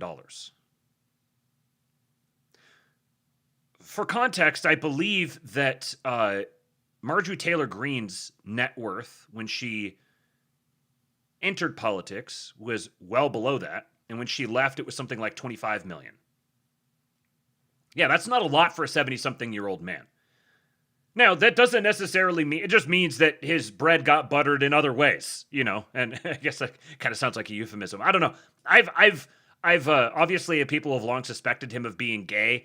I've kind of thought, I feel like there would be more stories if he was. I feel like we would have more kind of, for as many enemies as he had, I would have suspected we would have had more on the record reports about stuff that, you know, he'd done if he was that way. But I also didn't completely write it off for obvious reasons. But only $1.5 million. The dude just loved the game. He wanted to be paid in power, perhaps. But the fact that he never went and carved off a slice for himself is genuinely remarkable to me. Again, I don't want to say, oh, because he was only worth $1.5 million, that means that he wasn't a corrupt, ruthless pervert. Maybe he was, and he just genuinely did live for the game that much. He wanted to be paid in power, and the money didn't matter to him. But it's particularly fascinating given the way that he grew up. You would think if he grew up poor, lost his parents young, was having to take on the burden of taking care of his younger sister, then you would think that he would have like the economic insecurity from that. A 71-year-old man worth $1.5 million, he was never planning on retiring. He planned to do his job until the day he died.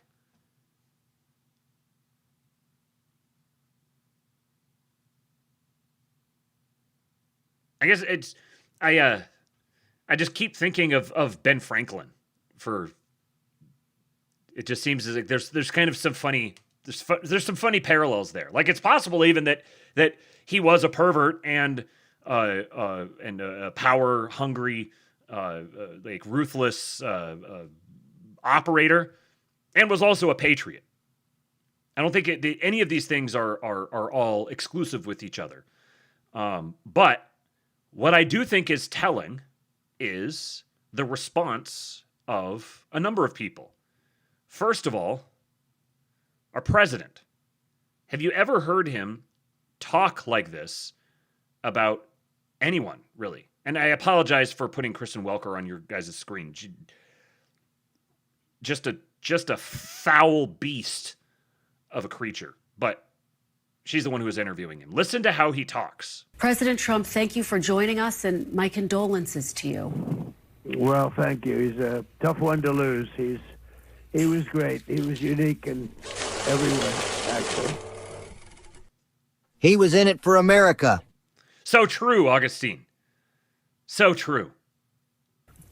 He was, Mr. President, and I know that we are all just absorbing this news. We are all in shock. Can you tell us, Mr. President, how you received this news and your immediate gut reaction when you heard it? So what makes it even stranger is that I got a call last night sometime at, the early evening, maybe in the 7s, and he called and he said, we're all set for the Save America Act. He was pushing the Save America Act like crazy. He got back, said he just landed from Ukraine. I said, that's a long trip to make. He said, he sounded a little tired, but perfect, but a little bit tired. Had a right to be. And he was a worker. He was really a worker. But he sounded great, actually. But he actually said he was tired. But he wanted to pass the Save America Act. And I said, well, we're going to get it done, Lindsey. We're going to get it done. I'll see you soon. We thought maybe we might even meet today. And then that was it. And that was, very around the time. It couldn't have been much longer. It could have been his last call. I don't know exactly. But I got a message about 1 o'clock in the morning from one of the people at his office that he had passed away. I said, I just can't believe it. He was like a member of the family to me. It's very tough, actually. It's amazing. Mr. President, He was such an advocate. He was, if he wanted to get something, and he had a unique ability. He was able to deal with Democrats and Republicans. If I had a problem, a real problem, I wouldn't often ask. But if I had a problem with a Democrat, he could work it out. He was a great politician, actually. Yeah, he almost sounds like he's choking up. I'd always seen Trump seeing him as an ally. I'd always seen it as, he's a mercenary and he's my mercenary, so I'm loyal to him as long as he's loyal to me. But he sounds like he's personally very much affected by it. He says he was like a member of the family. And one of the first things he did was insult his golf game. So they must have been close. And I just gotta take a second to send some powerful patriot energy to my president, because he's really losing a lot of people. He's experienced some really difficult deaths recently. Yeah, Trump's had to watch more than one of his friends die around him in the past decade, natural causes or not. And again, who knows if this is, he says the last conversation they had was, he said, we're going to pass the Save America Act. Was that why? Did someone else knock him off? Is this a warning to Trump? Perhaps. Trump's talking about Iran and trying to assassinate him and giving instructions for what happens if he gets assassinated. I'll have more on that here in just a moment. But I don't think it's obvious that he was taken out. But I also can't write it off.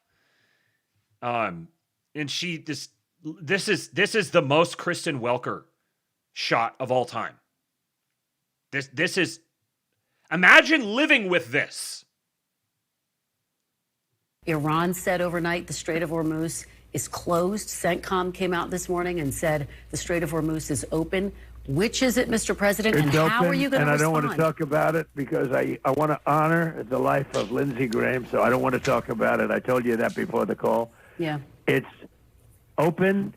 We bombed. He specifically said, I don't want to talk about this. The hell out of them last night. They're very, very evil and sick people. We had meetings with them they agreed to a deal yesterday, a perfect deal for us. No nuclear, no this, no that, no nothing. They gave up everything. Mm-hmm. And then after that, they left the room.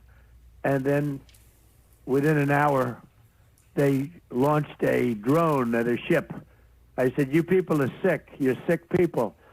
And he said so the it's thing. one of those things. I don't want to talk about it. Finally, before I let you go. I want to talk about one person today, Lindsey Graham. Iran said. J.D. Vance said, Lindsey Graham came from humble beginnings and became one of the most powerful lawmakers in the most powerful nation on earth. His story was a fundamentally American one. Early in my Senate tenure, I remember getting into a shouting match with Lindsey about a Ukraine funding bill at lunch, and then learning the very next day that he was pushing rail legislation I really cared about behind the scenes. That was Lindsey Graham. He fought like hell for the things he believed in, and he was just as willing to go to bat for you when it counted. Lindsey had the best sense of humor in the Senate. He loved the game of politics. He was constantly asking which races were up and down and how he could help. As he liked to say, I don't care if you're an isolationist or a religious fanatic. So long as you have an R next to your name, I want you to win. We certainly had our disagreements, but I couldn't help but like him. A one-of-a-kind figure in our politics. I'll be praying for him and his family. And then I had an extra tab in here. That's just the same thing. Stephen Miller. At the end of a particularly thrilling and rollicking meeting in the Oval Office, Lindsey Graham turned to the room and said, I've never had this much fun in my life. I cannot describe to you how much joy President Trump's leadership and friendship brought to Lindsey. Meetings with Graham at the White House were filled with camaraderie, kinship, and uproarious laughter. As heartbreaking as his sudden passing is, I hope it will bring some measure of comfort to those who cherished him to know just how much he was living his dream every day. Very rarely in life do you get to be exactly where you want to be, when you want to be there, with who you want to be with, doing precisely what you want to do. That was every moment for Lindsey. When President Trump won in November of 2024, Lindsey was exultant, elated, and determined. He couldn't wait to spearhead work as the budget chairman on the reconciliation bill that would cement President Trump's most important campaign promises. I'll never forget the Senate lunch when a couple senators were a tad off the program, and Lindsey, in his inimitable way, made sure everyone was on side by the time we left. It was a glorious thing to witness. He knew how to move a room. Lindsey was a senator's senator. The job was everything to him. Truly did he believe in the splendor of the office and the noble lineage behind it, of which he was the worthy heir. He was a senator in the mold of those who fashioned the institution, someone who still had the ability, in a heated exchange, to use rhetorical power to change the course of events. Which is why we will never forget his legendary Kavanaugh moment.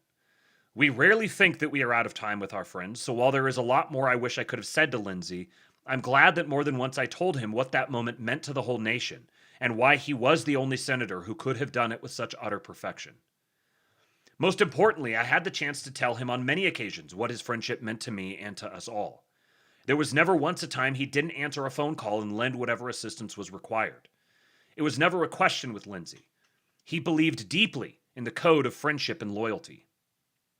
The fact that Lindsey started out as a political opponent only to become one of the president's most steadfast and faithful supporters underscores that Lindsey believed emphatically in the voice of the people. There's a lot more I would like to say. His passing at a time when he had never been more dynamic is as unexpected as it is shocking. In many respects, Lindsey was the last of a breed of American senator whose like we may not yet see again for a long time.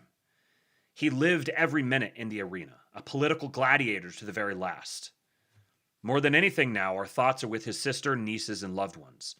We pray that God will ease their sorrow and heal their pain. Lindsey can never be replaced and will never be forgotten. Godspeed, my friend. Again, I don't completely know what to think of Lindsey Graham in retrospect, but I can only hope that there will be people when I die who will remember me in terms like these. And speaking of that Kavanaugh moment, here you go. Pascal Emmanuel Gobry says, an all-time great moment. Watch it. Every word of this speech matters and was entirely true. R.I.P. Are you aware that at 9:23 on the night of July the 9th, the day you were nominated to the Supreme Court by President Trump, Senator Schumer said, 23 minutes after your nomination, I will oppose Judge Kavanaugh's nomination with everything I have. I have a bipartisan, and I hope a bipartisan majority will do the same. The stakes are simply too high for anything less. Well, if you weren't aware of it, you are now. Did you meet with Senator Dianne Feinstein on August 20th? I did meet with Senator Feinstein. Did you know that her staff had already recommended a lawyer to Dr. Ford? I did not know that. Did you know that her and her staff had this allegations for over 20 days? I did not know that at the time. If you wanted an FBI investigation, you could have come to us. What you want to do is destroy this guy's life, hold this seat open, and hope you win in 2020. You've said that, not me. You've got nothing to apologize for. When you see Sotomayor and Kagan, tell them that Lindsey said hello, because I voted for them. I would never do to them what you've done to this guy. This is the most unethical sham since I've been in politics. And if you really wanted to know the truth, you sure as hell wouldn't have done what you've done to this guy. Are you a gang rapist? No. I cannot imagine what you and your family have gone through. Boy, y'all want power. God, I hope you never get it. I hope the American people can see through this sham, that you knew about it and you held it. You had no intention of protecting Dr. Ford. None. She's as much of a victim as you are. God, I hate to say it because these have been my friends. But let me tell you, when it comes to this, you're looking for a fair process, you came to the wrong town at the wrong time, my friend. Do you consider this a job interview? The advice and consent role is like a job You interview. consider that you've been through a job interview. I've been through a process of advice and consent under the Constitution. Which Would you say you've been through hell? I've been through hell and then some. This is not a job interview. Yeah. This is hell. This is going to destroy the ability of good people to come forward because of this crap. Your high school yearbook. You have interacted with professional women all your life, not one accusation. You're supposed to be Bill Cosby when you're a junior and senior in high school. And all of a sudden you got over it. It's been my understanding that if you drug women and rape them for 2 years in high school, you probably don't stop. Here's my understanding. If you lived a good life, people would recognize it, like the American Bar Association has the gold standard. His integrity is absolutely unquestioned. He is the very circumspect in his personal conduct, harbors no biases or prejudices. He's entirely ethical, is a really decent person. He is warm, friendly, unassuming. He's the nicest person. The ABA. The one thing I can tell you, you should be proud of. Ashley, you should be proud of this. That you raised a daughter who had the good character to pray for Dr. Ford. To my Republican colleagues, if you vote no, you're legitimizing the most despicable thing I have seen in my time in politics. You want this seat? I hope you never get it. I hope you're on the Supreme Court. That's exactly where you should be. And I hope that the American people will see through this charade. And I wish you well, and I intend to vote for you, and I hope everybody who's fair-minded will. Lord Breezy says this is when Trump decided that he was family. The Patriot go-off moment for Lindsey Graham. Living Dead says, went to bat for the president and for the guy that has now laid out the best possible method to actually get birthright through the court years later. The man was far too much of a neocon for me, but he was absolutely an asset to the president. He was an asset to the cause. And it's hard for me, in retrospect, to look back and not believe that the man was a patriot.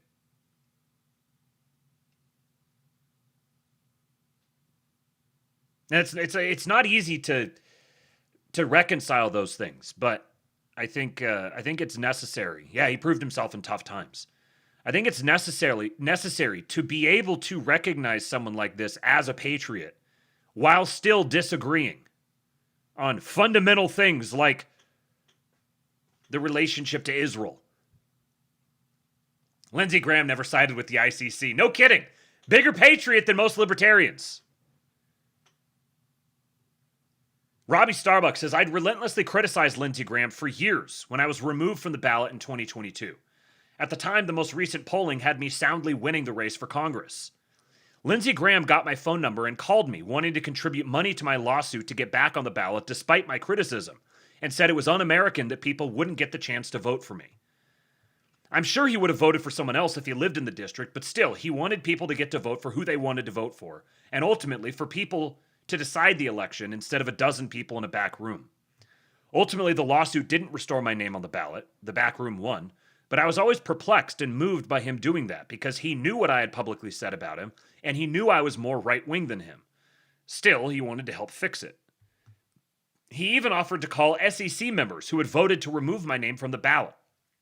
For all my foreign policy criticism of Lindsey, this was a totally genuine, non-cynical offer. I told him I wouldn't stop criticizing his foreign policy, and he laughed, saying he wouldn't count on it. Lots of people do things for cynical or bad reasons in DC, but he genuinely just wanted to help because he saw it as totally wrong to steal that choice from voters. It showed me a side of him that I hadn't seen or imagined. So yeah, Lindsey Graham was a man of complexities. Also incredibly cool, he adopted his sister after his parents died and managed all of that as a young man. I sincerely hope no state actor was involved in his death because that's the last thing the world needs, but it must be fully investigated since he was very active in both the Russia and Iran conflicts, especially since he just left Ukraine. Wishing peace and God's love to my family. To his family. Ben Domenech said, I called Lindsey Graham a dangerously insane neocon, and the next time we saw each other, he hugged me and said, everyone's got an opinion. Blake Masters says, once when a donor asked, Senator Graham, why are you helping Blake, given how much you two disagree on foreign policy? He replied with a grin, so Blake's wrong about Ukraine. Who gives a shit? We aren't here to talk about how correct I am all the time. We're here to talk about getting the Senate majority, because I want to be chairman of my committees. Lindsey was cheerful and determined, and he understood that he played a team sport. May his memory be eternal. Remember my race? Remember LindseyGraham.com? Does anybody watch Sean Hannity? So I was on Sean Hannity 3 nights a week, Blake, saying, they're going to shoot my dog tomorrow at midnight if you don't give me I know you're living on cat food, but you can spare a few bucks here. People responded. My opponent raised $132 million against me. The most in the history of the Senate, Matt. Why? Because of Kavanaugh. They hated my guts. They wanted to destroy the guy's life. I sort of got in the way. That's the way these people are, right? There's nothing they won't do for power.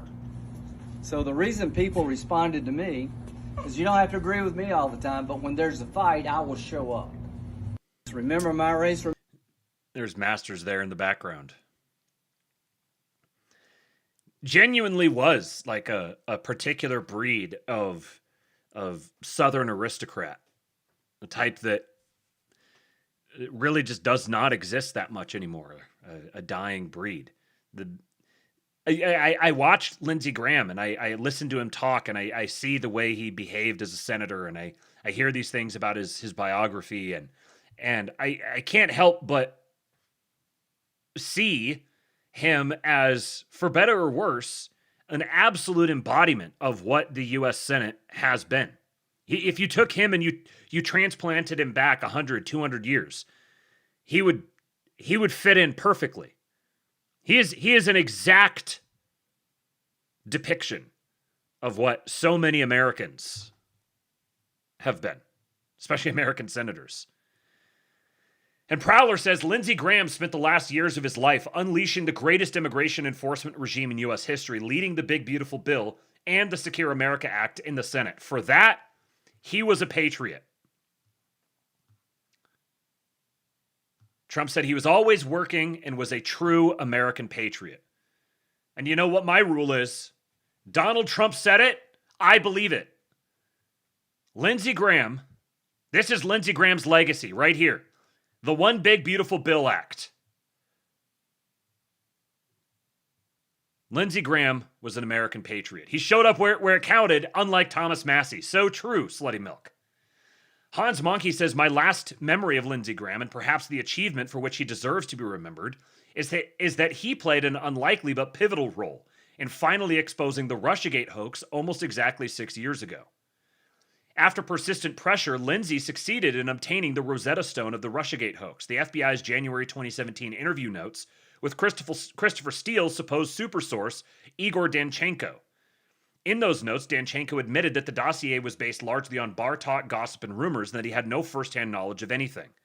This did not just expose Steele's lies, it revealed that the FBI had continued advancing allegations it knew from the outset were false. Lindsey could have done nothing at all, slow-walked the release, selectively disclosed portions of the material, or tried to maximize the political benefit for himself. Instead, he simply released the full interview notes. From those documents, we were able to identify Danchenko, and with that, the entire Russiagate narrative was exposed as the total fraud it had always been. How many patriot activities was Lindsey Graham engaged in that nobody was paying attention to, that nobody realized? When you judge his record, are you accurately judging it? Are you taking in all the relevant data and assessing who he was? Living Dead says Hamilton fought a dozen duels over lesser disagreements than what Graham was willing to accept to get his team a win. Yes. Yes.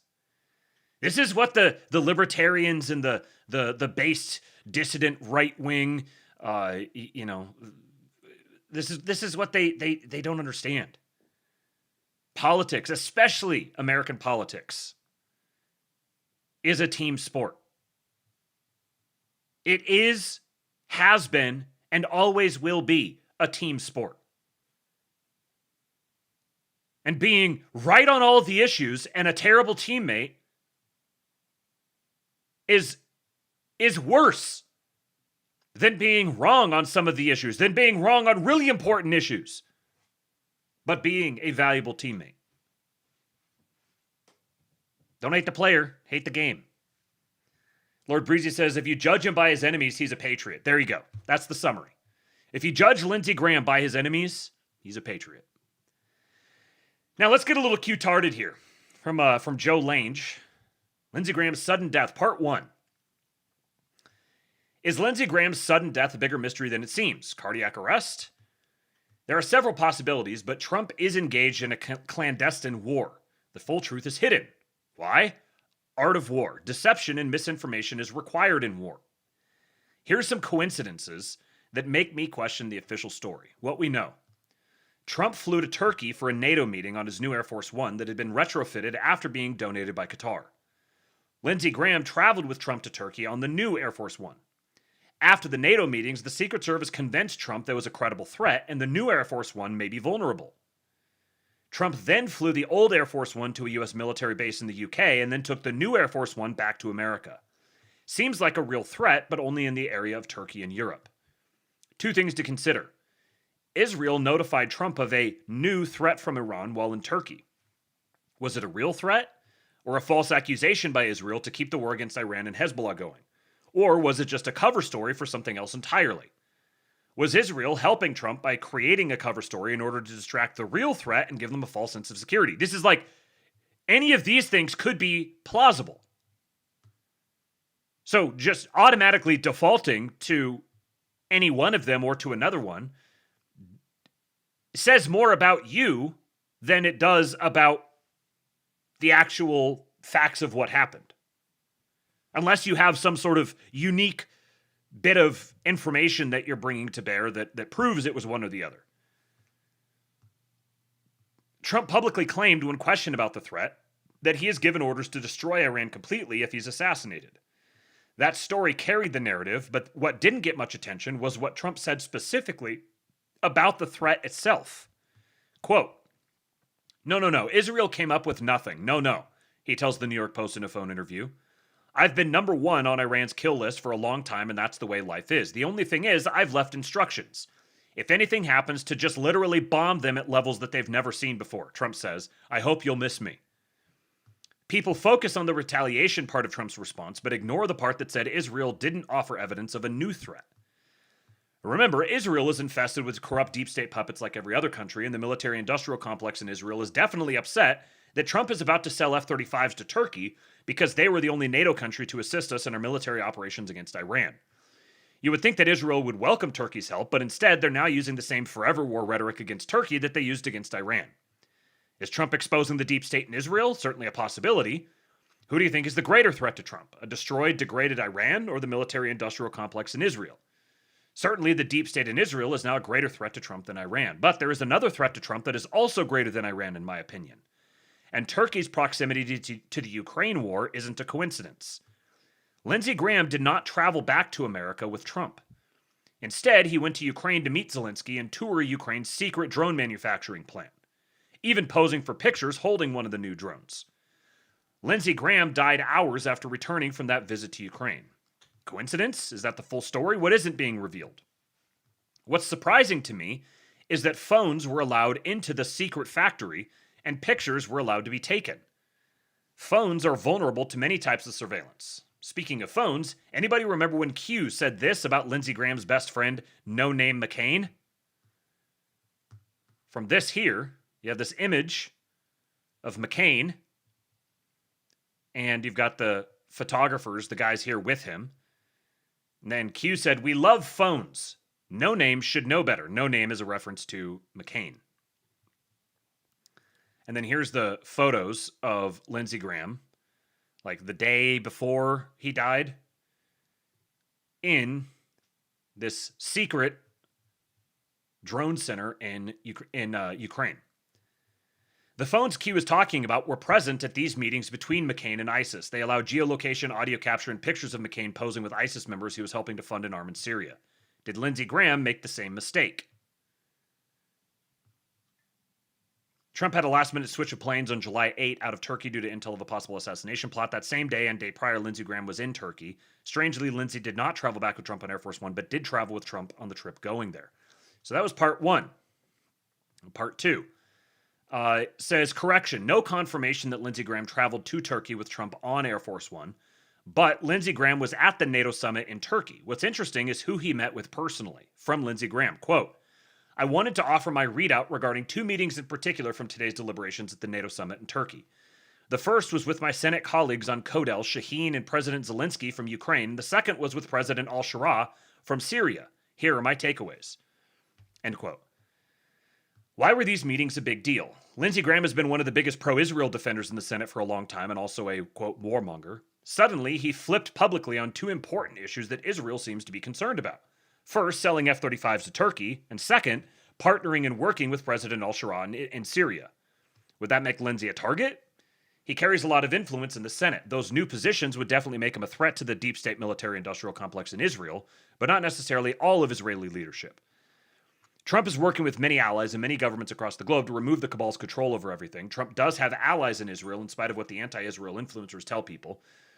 All of these developments surrounding Lindsey's death tell me there's more to the story. I'm not blaming Israel, it's just a possibility. We can only speculate because we might never know the full story. Is it possible that Lindsey Graham suffered cardiac arrest shortly after returning from Ukraine? Of course. But it's hard for me to ignore the number of coincidences surrounding his untimely death. As I mentioned in my previous post, Lindsey Graham had visited the secret drone factory in Ukraine and taken phones inside the facility to take pictures. Was that a mistake or intentional? Here's a post from pro-Russian commentator on X who covers a lot of the war in Ukraine from a perspective we don't see in American media. Yesterday, U.S. Senator Lindsey Graham visited Ukraine to assure Zelensky's support of the United States. The warmonger was shown a secret drone manufacturing facility in Kiev. Well, this facility no longer exists after strikes by the Russian MOD. Without warning, 6 missiles struck 2 manufacturing facilities in the Kiev region. The Russian MOD confirmed strikes on drone sites, which started a huge fire. If this is true, and the drone factory was destroyed after Lindsey visited the site, then taking phones into the factory was either a mistake or intentional to target the facility for destruction. Wouldn't that speed up the peace process? What better way to force Zelensky to the peace table than to destroy his drone manufacturing capability, just as new drones are beginning to have an effect and encourage European support? Phones are the key. Q told us several times that military intelligence captures all electronic data. There's a Q post here. Why is Epstein spending $29 million to bury the tunnels underneath his temple on Epstein Island? Problem. Phones were allowed in. These people are stupid. Q. Isn't this funny? Isn't this funny? April 3rd, 2018, Q is talking about the temple on Epstein Island. And then you have people today who have completely crashed out over Epstein Island, who also just say Q was like, they're just like, oh, stupid like propaganda stuff for boomers or something. Nigga, the only reason you know about the temple on Epstein Island is because of Q. Capturing all electronic data is a huge military advantage, so here's the question. Did Lindsey Graham purposely reveal the location of the secret drone facility in order to target it for destruction and speed up the end of the war in Ukraine? Trump wants a quick end to the war. Did Lindsey help Trump by betraying Zelensky's trust? Has the drone factory been destroyed? Ukraine would never admit it, and neither would the media. We can only speculate. But if it has, wouldn't that make Lindsey a target of Zelensky's? If that advanced drone factory is destroyed, Ukraine is defenseless. Has Ukraine targeted people outside of Ukraine for assassination? What happened in Monaco recently? Timing? Now, there's like countervailing things you could say about a lot of these things, and so I don't think the guy writing this, I don't think he necessarily is implying it's any one thing. It's that trying to make a delineation of all the different factors that could be at play here. There's lots of different reasons why different, whether it's Israel or Zelensky or Russia or Iran, there's lots of different people, Democrats, who could have had it out for Lindsey Graham. It could be unrelated to all of these things and could be a message to Trump. It could be related to the SAVE Act. It could be related to Lindsey Graham just simply having a heart attack and dying. But I think, we live we obviously live in a historic time where lots of crazy historic things are happening. So the idea that there was some double agent or some, someone like Lindsey Graham was persuaded to betray someone that he'd been close to or something like that, I don't think these things are necessarily beyond the pale or unreasonable to speculate about. All right, so here's part 3. What's really happening? Did Lindsey Graham die from cardiac arrest? Is there more to the story? Possibly. If Lindsey purposely exposed the location of the secret drone factory in Ukraine, and if it was subsequently destroyed, then the deep state elements in Ukraine would certainly have motivation for revenge. What if Ukraine intelligence targeted Lindsey Graham? They were caught doing a similar thing recently in Monaco. The timing of this story, a little more than a week before the NATO summit, couldn't be more intriguing. Quoting, "The woman suspected of carrying out a parcel bombing in Monaco, which injured a sanctioned Ukrainian multimillionaire and his family, has been found dead," the Ukraine Secret Service has said. A cross-border manhunt had been launched for Anastasia Berezovska, a Ukrainian woman who officials believed had fled the wealthy city-state after planting the bomb in the entrance hall of an apartment building on 29 June. The 39-year-old's body was found buried in a forest in the Kiev region with gunshot wounds to the head, according to the SBU and Ukraine's prosecutor general. So she tried to kill a wealthy Ukrainian with Russian ties and businesses in Crimea. This is... We've got a woman carrying out a parcel bombing assassination in Monaco against a wealthy Ukrainian. The SBU said she had communicated with her family and 2 men after entering Ukraine, a former law enforcement officer and a current officer in Ukraine's main directorate of intelligence and agency of the Ministry of Defense. The 2 men were investigated as possible accomplices in the Monaco attack based on information they repeatedly transferred funds to Berezovska's crypto and bank accounts. A member of Ukraine's intelligence agency and a former law enforcement officer were charged with murdering the assassin after it was discovered that they had paid her money in crypto. So who is really behind the attempted assassination in Monaco?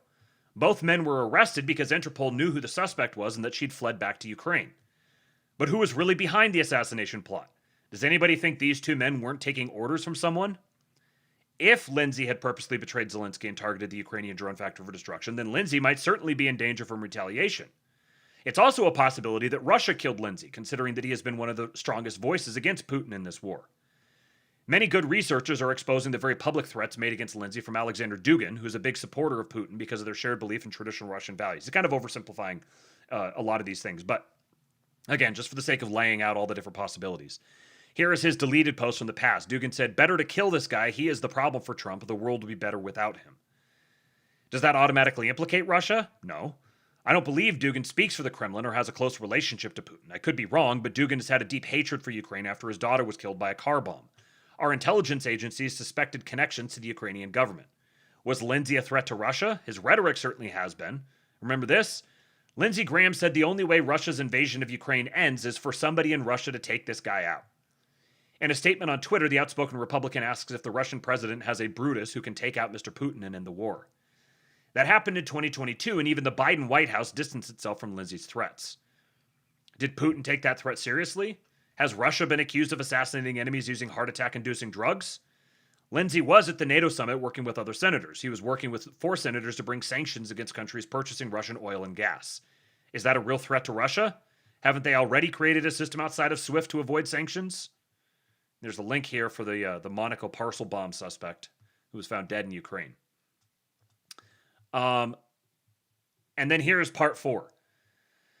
Lindsey Graham was at the NATO summit in Turkey with a handful of other senators working on issues to help Ukraine. He had supposedly secured an agreement with Trump to place stronger sanctions on countries purchasing Russian oil and gas. But the 2 countries that Lindsey was referring to were China and India, both of which are members of BRICS along with Russia. They've already created a new financial system for trade outside of the SWIFT system, as I've written about many times, and I believe they're all working with Trump to take down the centralized financial system that includes SWIFT. So were the sanctions a ploy to gain Zelensky's trust? Guess what else Zelensky was requesting from Lindsey and Trump? Quoting, only 2 countries currently hold licenses to manufacture Patriot missiles. If the U.S. president follows through on his promise, Ukraine would become the 3rd.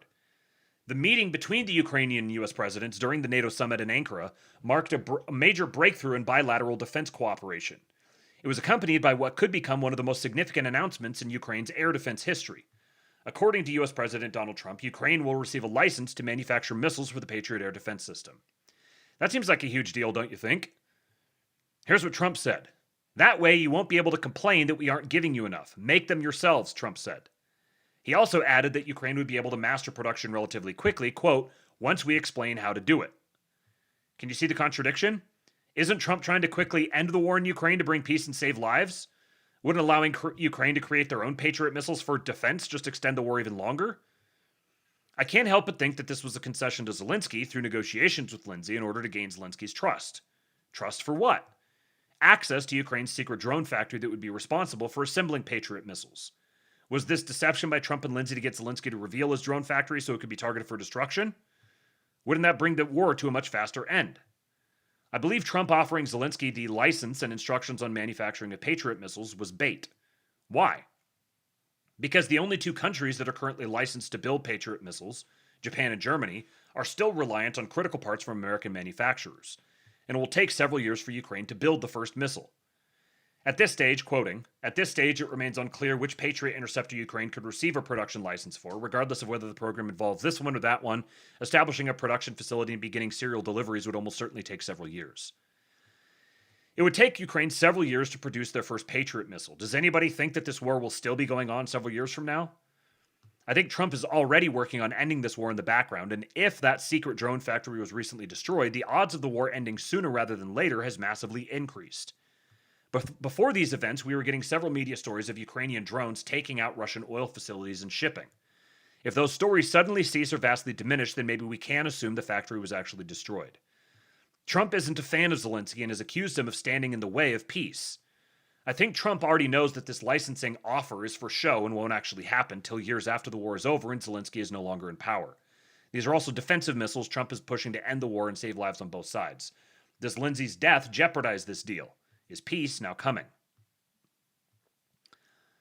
So, again, like I have no idea. I'm kind of inclined to believe that Lindsey Graham just had a heart attack. He was the age that men often just have heart attacks and die. I don't think it would be at all surprising if that was the case. But I keep coming back to what absolutely just, it is astonishing that now is when it happened. The timing is difficult to comprehend. It just so happens that he dies right now in the midst of all of this. It is interesting seeing more and more people connecting the fact that Iran and Ukraine are obviously connected. And Lindsey Graham played a significant role in that. He also played a significant role in the SAVE Act. And apparently Trump is going to be making an announcement on Thursday. The people are leaking, supposedly, that he's going to be claiming that there is proof that they can demonstrate the Georgian senators, John Ossoff and Raphael Warnock, were illegitimately elected, which has the potential to just kick off all sorts of hullabaloo.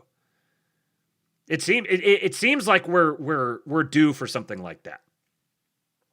It seems like we're right at the point where, it's not like not quite October surprise time, but maybe there's some things that you probably want to get on a little sooner than that.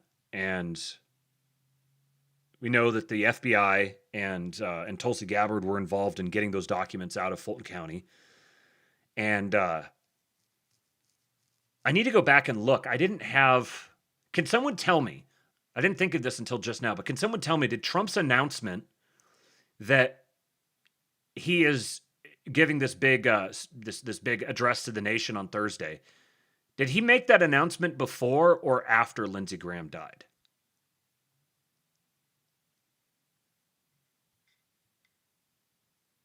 That would be a he made it after, I believe after, yeah, which that's kind of interesting. Was it already planned, or are they is this their break glass in case of emergency sort of move that they decided on? It's so interesting that the last conversation he has with Trump is talking about the SAVE Act, and he says we've got it. Trump was expecting to talk to him about it the next day. And then does losing Graham actually change that? I don't know. Like if his sister is taking his place, then I can't imagine that it's not. It would have to be something more than just his vote. Would there be other people who, like because he's out of the picture now, he'd offered them things in return for their vote that because he's gone now, he can't deliver on those things, and so now the votes are not wrangled together anymore. I don't know. I think all I'm left with is with both McConnell and Graham is just wait and see. Lord Breezy says the announcement felt planned because it was announced by the White House account or one of them. Yeah, it could be just a coincidence that they happen to announce that right after, or maybe that's what he was referring to. I know there's a number of people who have been speculating that the purpose of this announcement on Thursday is to basically remove all options for Republicans to not pass the SAVE Act.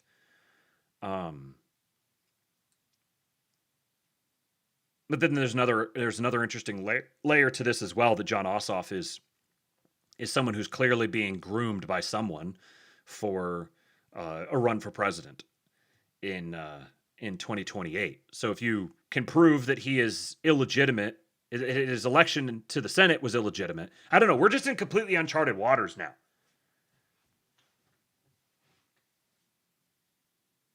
And I guess I don't have anything conclusive to offer you guys other than just kind of some speculation. But I do think if I'd have told you a couple of years ago that the Republican senators who have been removed from office for one reason or another, whether because they're dying, they're being voted out, they're choosing to retire. Same with Democrats. There is a mounting list, or a mounting like pile of bodies, whether actual bodies or just people who have taken their leave, where all of Congress is being remade pretty substantially on both sides of the aisle.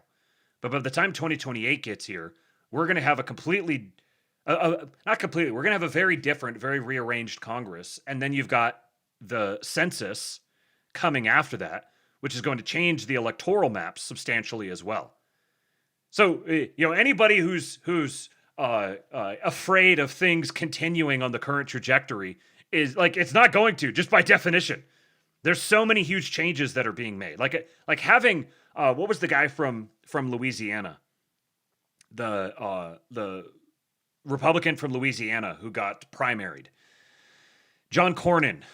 You've got, I'm saying that there's the guy from Louisiana, then there's John Cornyn, there's Mitch McConnell, there's Lindsey Graham.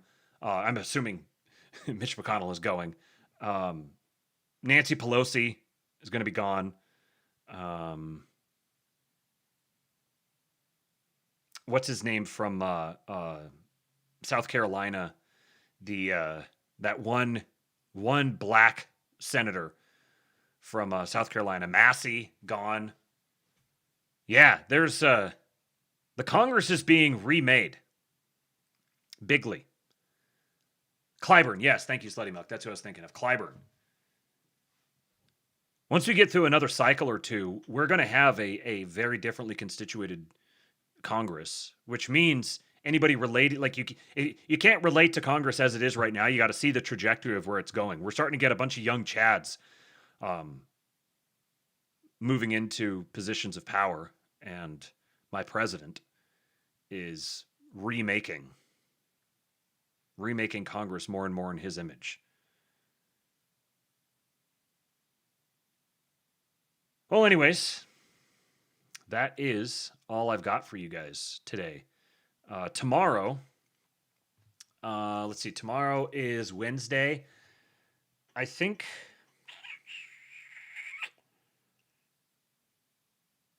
I don't know. I might do a show tomorrow. I've got some stuff that I could do. It might be a shorter one, but I got a handful of things here. I've got some articles that I could read. I've got this one here, Christopher Caldwell, inside Donald Trump's ruthless return. The hapless, almost slapstick first Trump administration was replaced by the most skilled, ruthless team of political operatives since the first term of Franklin Roosevelt. How did that happen? I can read about that. And then how Marco Rubio is running Venezuela from afar. Delcy Rodriguez sends selfies to Marco Rubio and runs every decision by him, including her social media posts, cabinet appointments, and TV appearances. In turn, he sends her crates of cash and runs the Venezuelan government from Washington, a 21st century colony. And all I can say is based. So I'll save those for tomorrow. I've also got a couple other videos that we could watch that I've been sitting on for a little bit. So yeah, be on the lookout. We'll see how the weather is behaving right now and tomorrow. So follow the Telegram channel, t.me/KingPilled. Join the KingPilled Discord. Best way to get alerts to know if and when I'm going to go live. And also, of course, follow me on X, @KingPilled. And please do tip your streamer, KingPilled, on Cash App and Venmo, tips.kingpilled.com. If you send it to me when I'm not streaming, I'll make sure that you get your credit. I'll get it added to the total of the next episode. And, of course, join the KingPilled Discord, kingpilled.com. There's a little surprise in there for some of you guys. If you go join, there's a new perk that has been introduced for the KingPilled Discord members.